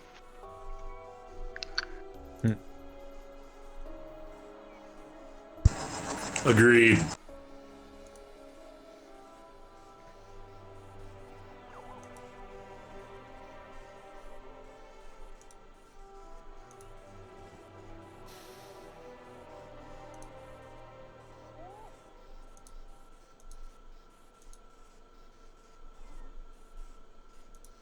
Yeah, I realize now you weren't thinking of any specific incident, Melanie, and I just it took me a moment to figure out what you were talking about. That's all.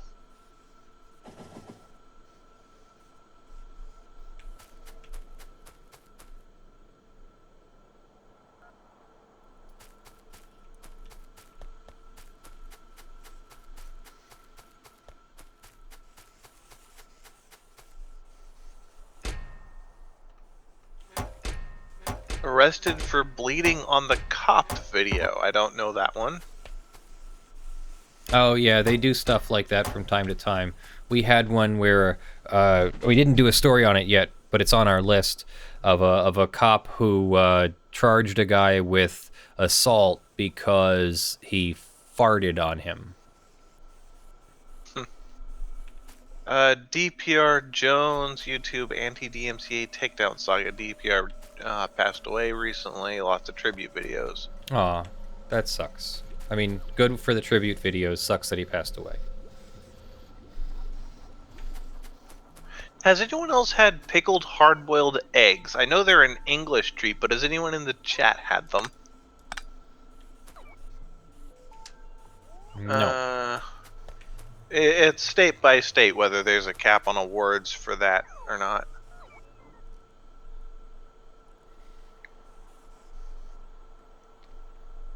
Yeah, sorry, kids suck. I think I might have seen the t-shirt design and just wasn't ready to do anything with it yet.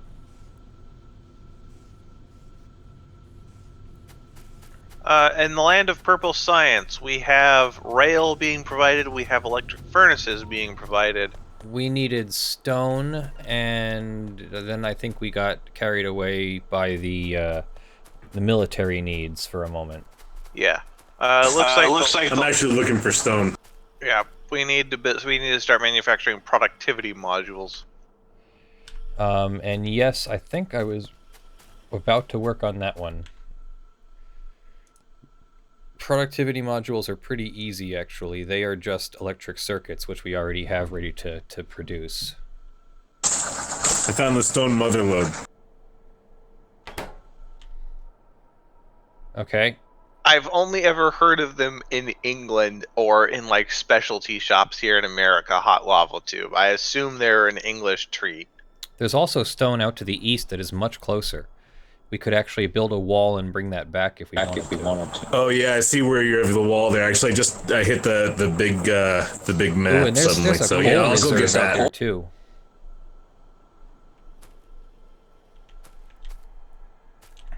Let me set up. Deep fried deviled eggs are amazing. Pickled beets are also really good. Halberder version 2 would like to wish you happy birthday, Leonard. Thank you. Yeah, let's set up a factory for building productivity modules. The factory is working on developing a better case law involving the right-of-way of tanks.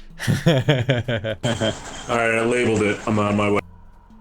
Alright, we want to extend the wall out eastward to the stone deposit? Yeah, we should probably get stone from there. That might be the easiest thing to do. It's still far enough to warrant a train. Let's do it! You could set up a new train, that's fine. Alright.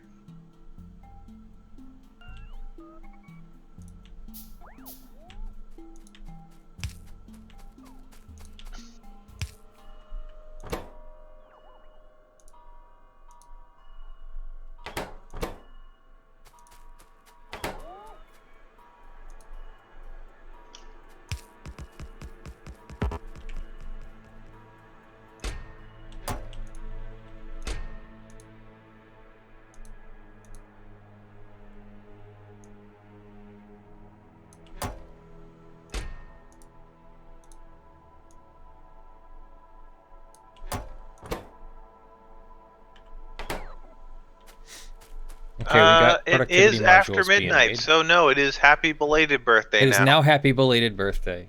Yeah. When did it turn midnight? Jeez. 4 minutes ago.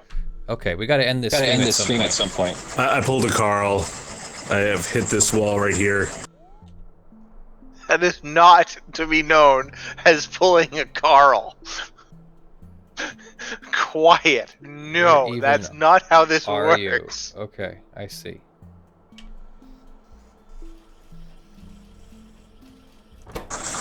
Alright, due to your level of pickles, I shall remain quiet on this in the future.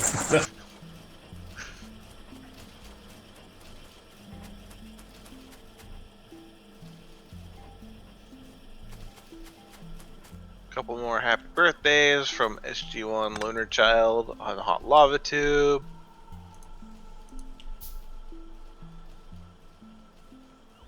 Seijin Dinger wants to know if you're going to let it all hang down now that it is after midnight. I don't know what you mean by all hang down. I really don't. I'm not sure I want to know either.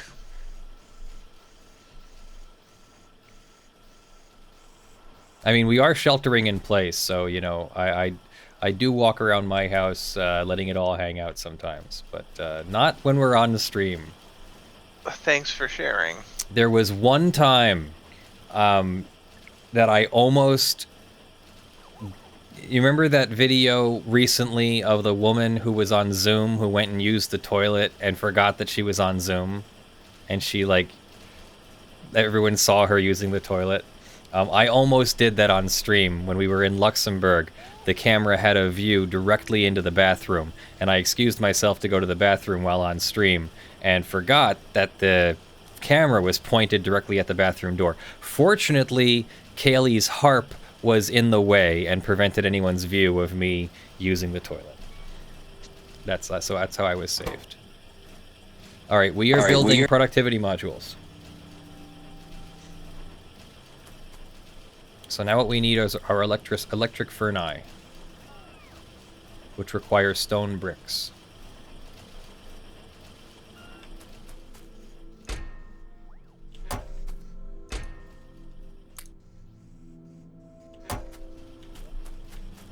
So I will set that up as well, and then at least we'll have the parts in place. He says specifically he meant your head hair, and that we all have dirty minds. Oh, of course, yes, that's what you meant. I understand now.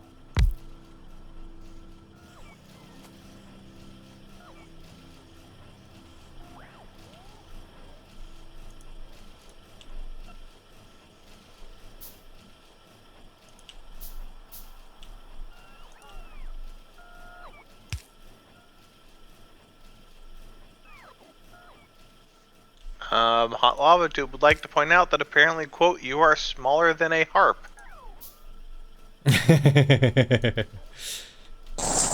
Harps are pretty freaking big, man. I am smaller than a harp. Eric Woodley, it's still before midnight where I am, so happy birthday, sir. Thank you for the $10. Really appreciate it.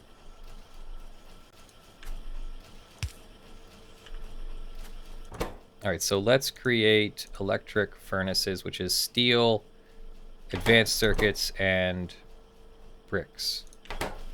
So requester chest is for steel, advanced circuits set down to 100, and stone bricks, which are here. And I can add a bunch of stone brick here because I don't need any of it.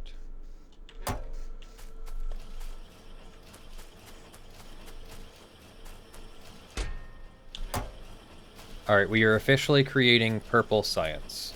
Hooray! We're going to run out of stone because I just placed all the stone in there manually.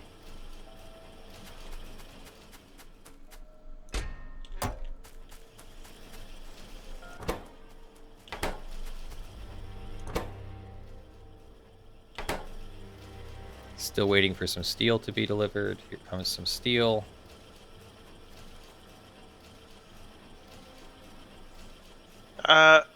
I am with the people saying that April Fool's is canceled this year. I'll be Zach right C. back. Let me Or get myself a who's check. saying that April Fool? I'm sorry. Toby Kenobi. This is just not the year for April Fool's pranks, especially because some thoughtless people are going to make them about the virus.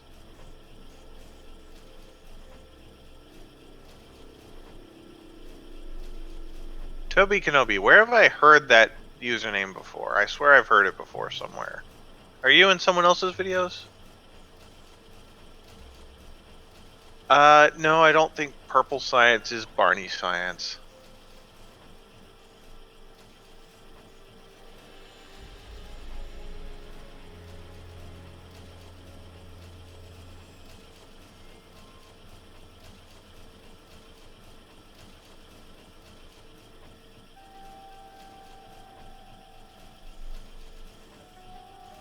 You are writing up a fake article on the AMD Intel merger.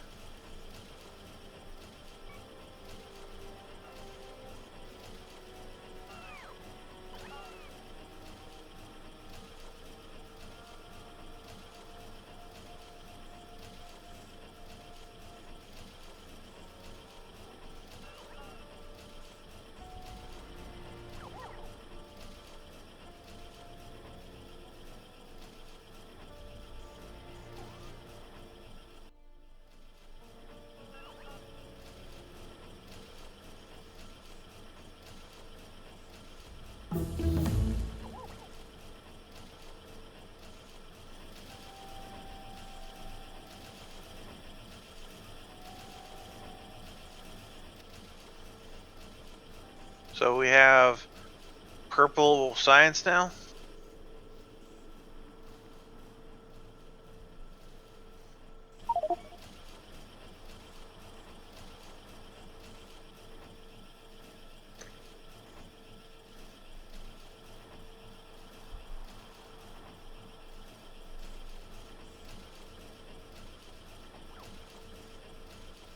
No, we cannot actually make any food products in this game.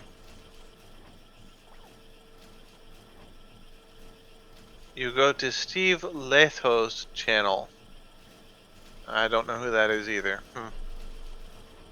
I may be thinking you were someone else. Someone else.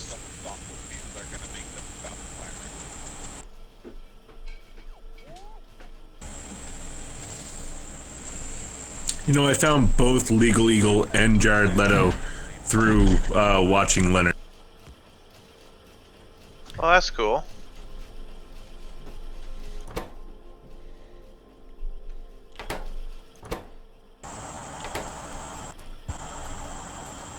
Yeah, I really like all the different takes on things. Though I think would prefer Leonard most of all.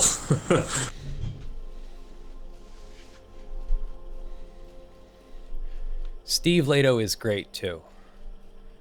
I owe him one collab video, so I'm gonna contact him tomorrow and we'll get that collab video going.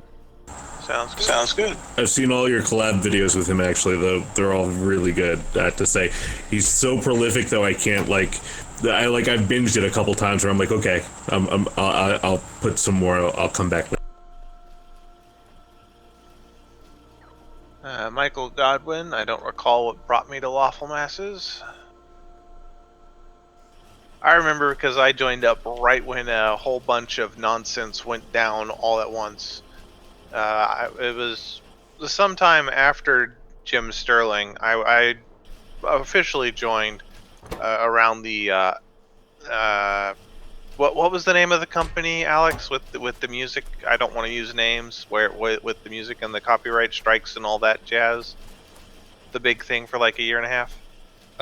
With Jim Sterling or No. ours was that, Alex Maurer and Imago Softworks with Star Mazer Imago DSP. Softworks. I didn't want to use names. No, it's fine. It's Okay. it's all public record.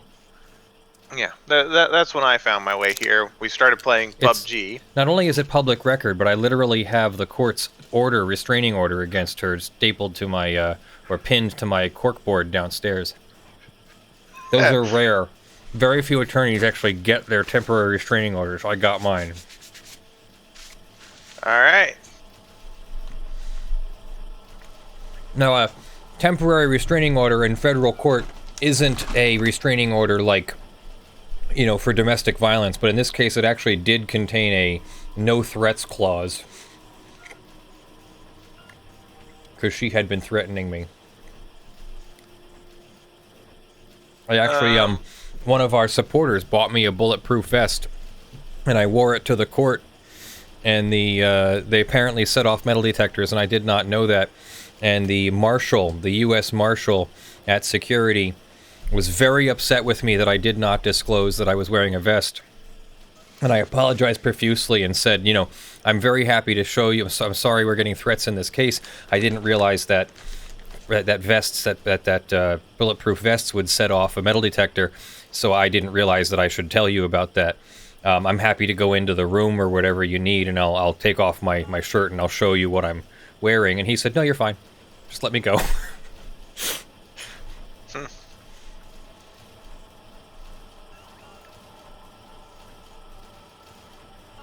Accepting this $2 means you're now my lawyer. Sorry, says Ed Borgquist. Thank you for the $2. And another $2. You sent it twice, by the way, but I'll take it. I'll take your $4. Thank you.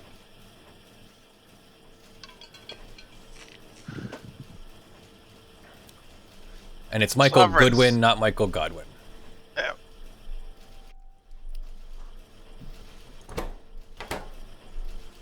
Okay, why is the system Goodwin is having here, I guess. trouble keeping up with the steel requests? Because we have a lot of steel requests. Sometimes it just goes wrong.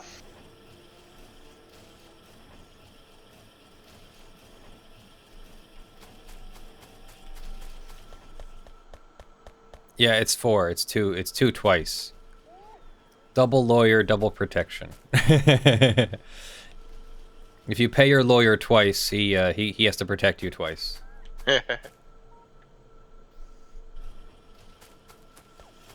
Lawyers play video games unfair.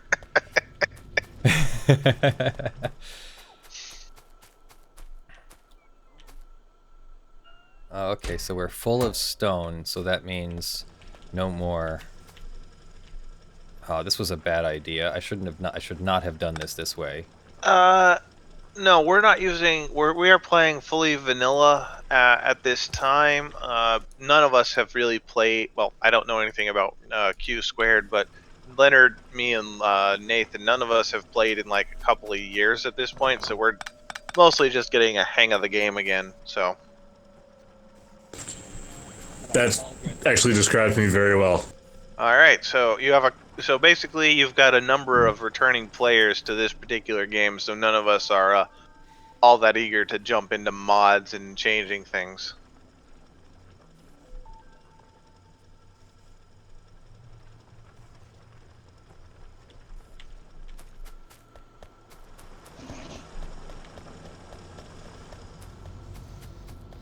Do you have to disclose that you are getting paid twice by your clients, Leonard? Disclose to who? No, I don't you don't. know. That's what the question It's said. confidential information. You do not have to disclose anything unless there's a problem. Then you might have to disclose everything if there's a problem. On that same topic, you said there is a fiduciary duty to not overcharge for lawyer services? Correct. You have so you always have a fiduciary duty to act in the best interests of your client, which includes fully informing your client so they can make their own damn decisions and cover your ass. But you have a rule of professional conduct duty. I forget which one it is, what number, but you have a rule of professional conduct duty not to charge an unreasonable fee. Now, that does not mean that a lawyer cannot charge a high fee, but it does mean that if a client challenges the bill from the lawyer has to put the money that's in dispute back into the trust account and either work it out with the client or get some kind of a ruling. If we're talking about an official challenge here, like someone makes a complaint. So let's say that you hired a lawyer and you thought the bill was going to be $500, but the lawyer does 2 hours worth of work and comes back with a $5,000 bill, and it's all for like 2 hours of work at $2,500 an hour. The lawyer's going to have a difficult time justifying how in the world they earned $2,500 an hour.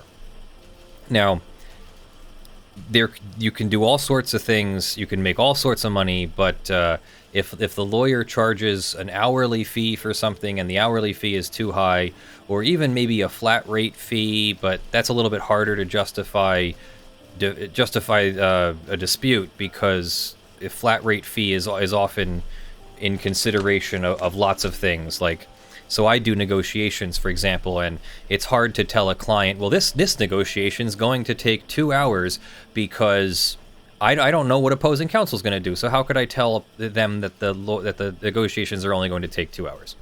So what I do is charge a flat fee for negotiations, and the trade-off is that if negotiations are short because things went well, I still make the same amount of money. And then if the negotiations go long, because either things still might go well, but they might just take a long time, or if things are not going well, I'm still on the hook to do a complete negotiation, and I pride myself on doing a complete negotiation, even if it's taking a long time.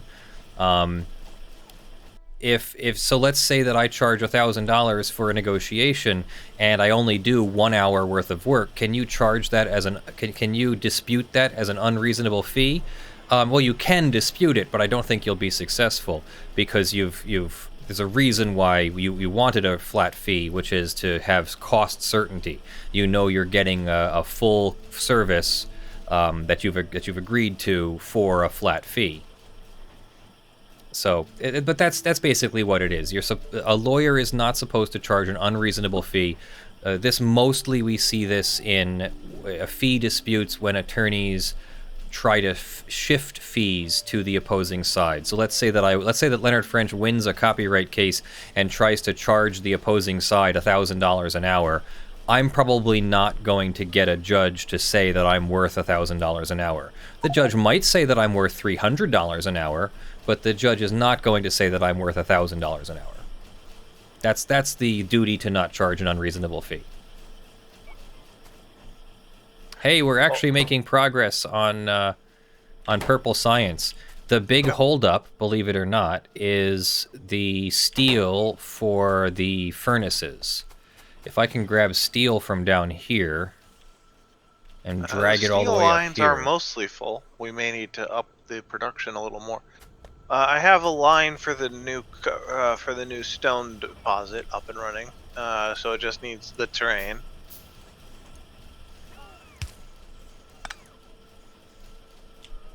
What happens if a client sends the check twice? Do you get to cash both? I can cash the check, but I'm going to have to give it back. Like,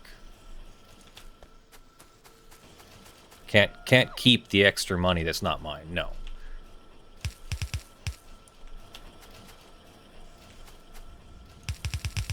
In fact, we have a situation right now, so I can't reveal confidential information, but I can speak more or less anonymously.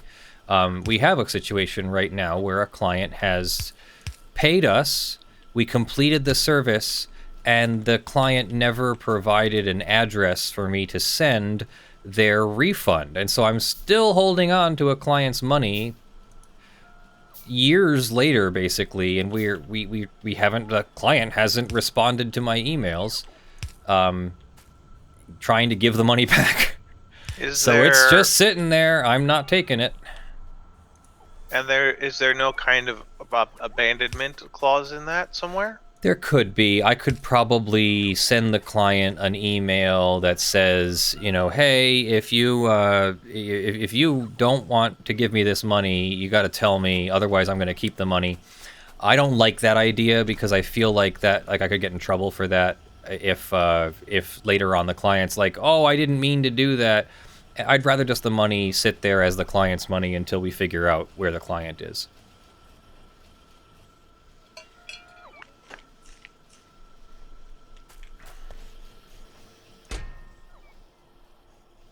Is Steve everyone's favorite lemon law attorney?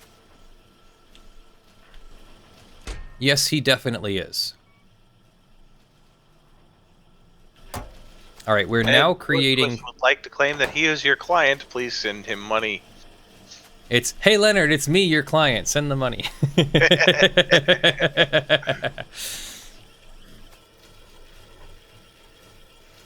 How is lawyer billing any different from any other profession? It's a little bit different. So my billing would be like if I'm on an hourly rate, I make you agree to give me a deposit. That deposit does not belong to me. Even if I know I'm going to eventually work through that deposit, if I haven't made the agreement as flat fee representation, and instead if I've made the agreement as hourly fee representation, which is more traditional, then the money you deposit goes into my trust account, which your money is held in a separate account in trust. Like I'm the trustee. You trust me with your money. The money is not mine, and I get to leave. I have to leave the money in the account until I work off the money, and then I have to invoice you. And if there's no dispute over the invoice, then I can take the money out of the account and keep the money for myself and consider the invoice satisfied. And what I usually do is what's called an evergreen trust, because you're going to refill the deposit. So let's say that I charge a $2,500 deposit, you give me $2,500, I put it in an account, and I start doing work. And then when I do, let's say that I do $2,000 worth of work on a $2,500 deposit, I invoice you for $2,000, I take the $2,000 out of the trust account and keep it for myself, and then you have to pay another $2,000 back into the deposit account so that I have another $2,500 in deposit. The reason we do this is because people are really good at not paying their attorneys, and their attorneys often need the money to do their job. Like, we need the money not only to pay our hourly fee, but also to pay expenses in the case, pay other attorneys that we might hire, pay court fees, travel costs, whatever, and, you know, stuff that you've agreed to in your contract. And so we need the cash. We need to have the cash in the account, because if we get part of the way through your representation and you just don't pay anymore, what am I going to do about it? I don't know nothing I can do about it. So, rule number one in basically every attorney practice handbook is get money up front, get it in cash. Like, they don't even like getting credit cards, because credit card companies are eager to screw attorneys for some reason. I had all my ducks in a row in one case. Had a fee agreement, had paperwork that showed that I show up to court, had paperwork that my client agreed to my representation, the way I did it and everything, and then still the chargeback went through and I lost the money. Fortunately, I had insurance for that. Southern Copper is under attack. Yep, I am trying to figure out where I left the tank, and I'm going to go down there right now. Apparently someone has taken the tank. I'm still in my tank. We're Nope, at. I found the tank. I'm headed out. Please let there be no train. Yes, the train's coming back. Shit.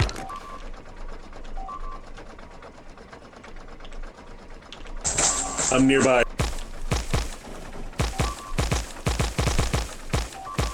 Oh shit, they're through the wall. They're destroying, they're destroying their the copper. entire copper mine. Yeah. Yep. Damn it.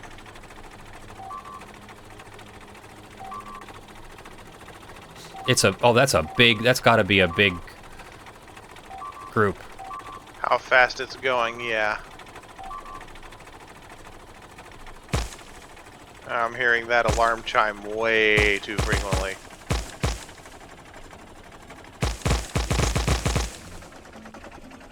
Alright, I have some more steel production put together because we're running frightfully low.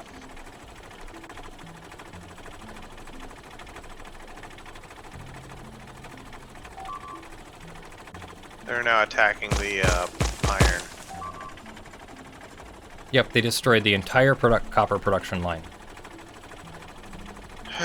Well, that sucks.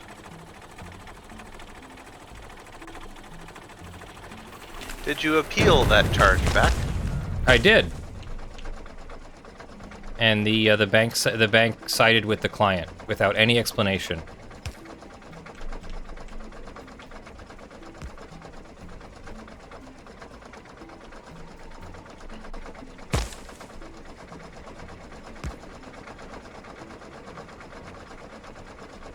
These guns are out of Wow, you were still faster than me. These guns are out of ammo. That's what happened. Okay. The hearse says thank you for explaining how billing works. And with that, Leonard, it is midnight 30. Do you wish to continue? Yes, no. Yeah, we should probably call it a night. All right. Let me just fix this stuff. See if I can fix copper production down here. Yeah, I'm trying to use some repair kits. All right, we are slowly chipping away at Logistics 3.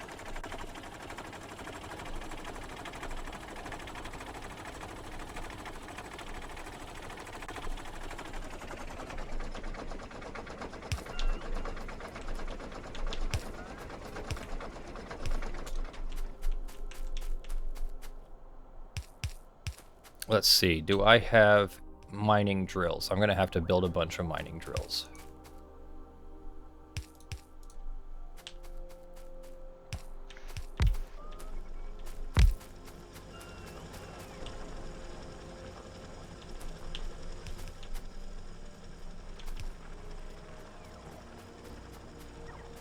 I have a bunch of mining drills. I Power four. restored. Mostly from cleaning up the steel deposit. It's okay. I've got the construction robots replacing everything. Alright.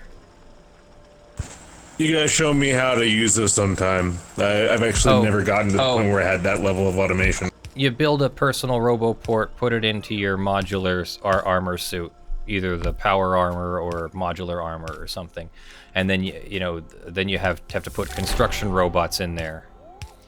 And so the construction robots will take stuff out of your inventory and use it to repair whatever is missing. Like, so you can see them flying around next to you there. They're just carrying stuff out of my inventory and replacing what was damaged and what was destroyed. Michael Stevens. The Factorio are fairly random at the moment. Basically, whenever Leonard decides he wants to play Factorio and the rest of us are around. We've been doing every couple of days because we're all having just an absolute blast playing this game again. We'll see how it goes. Alright, copper production is back up, and I think that's a good place to call it a night. Alright, sounds good. Alright, so I'm gonna save. Cool. Great playing with you guys, man. And happy birthday. Thank you. Yep. Welcome to being officially middle-aged. Yes, thank you. Alright, quitting the T-minus game. 25 days for me too. Have a good one. All right, stream. Thank you so much for joining me. I will see you later. Have a good night. Thank you for your support. I'll see you in the video that drops in the, well, it'll probably be late tomorrow morning because I haven't edited it yet. But I'll see you then. Love you all. Thank you for all the birthday wishes. Thank you for hanging out with me for 4 hours. And I'll see you later. Bye.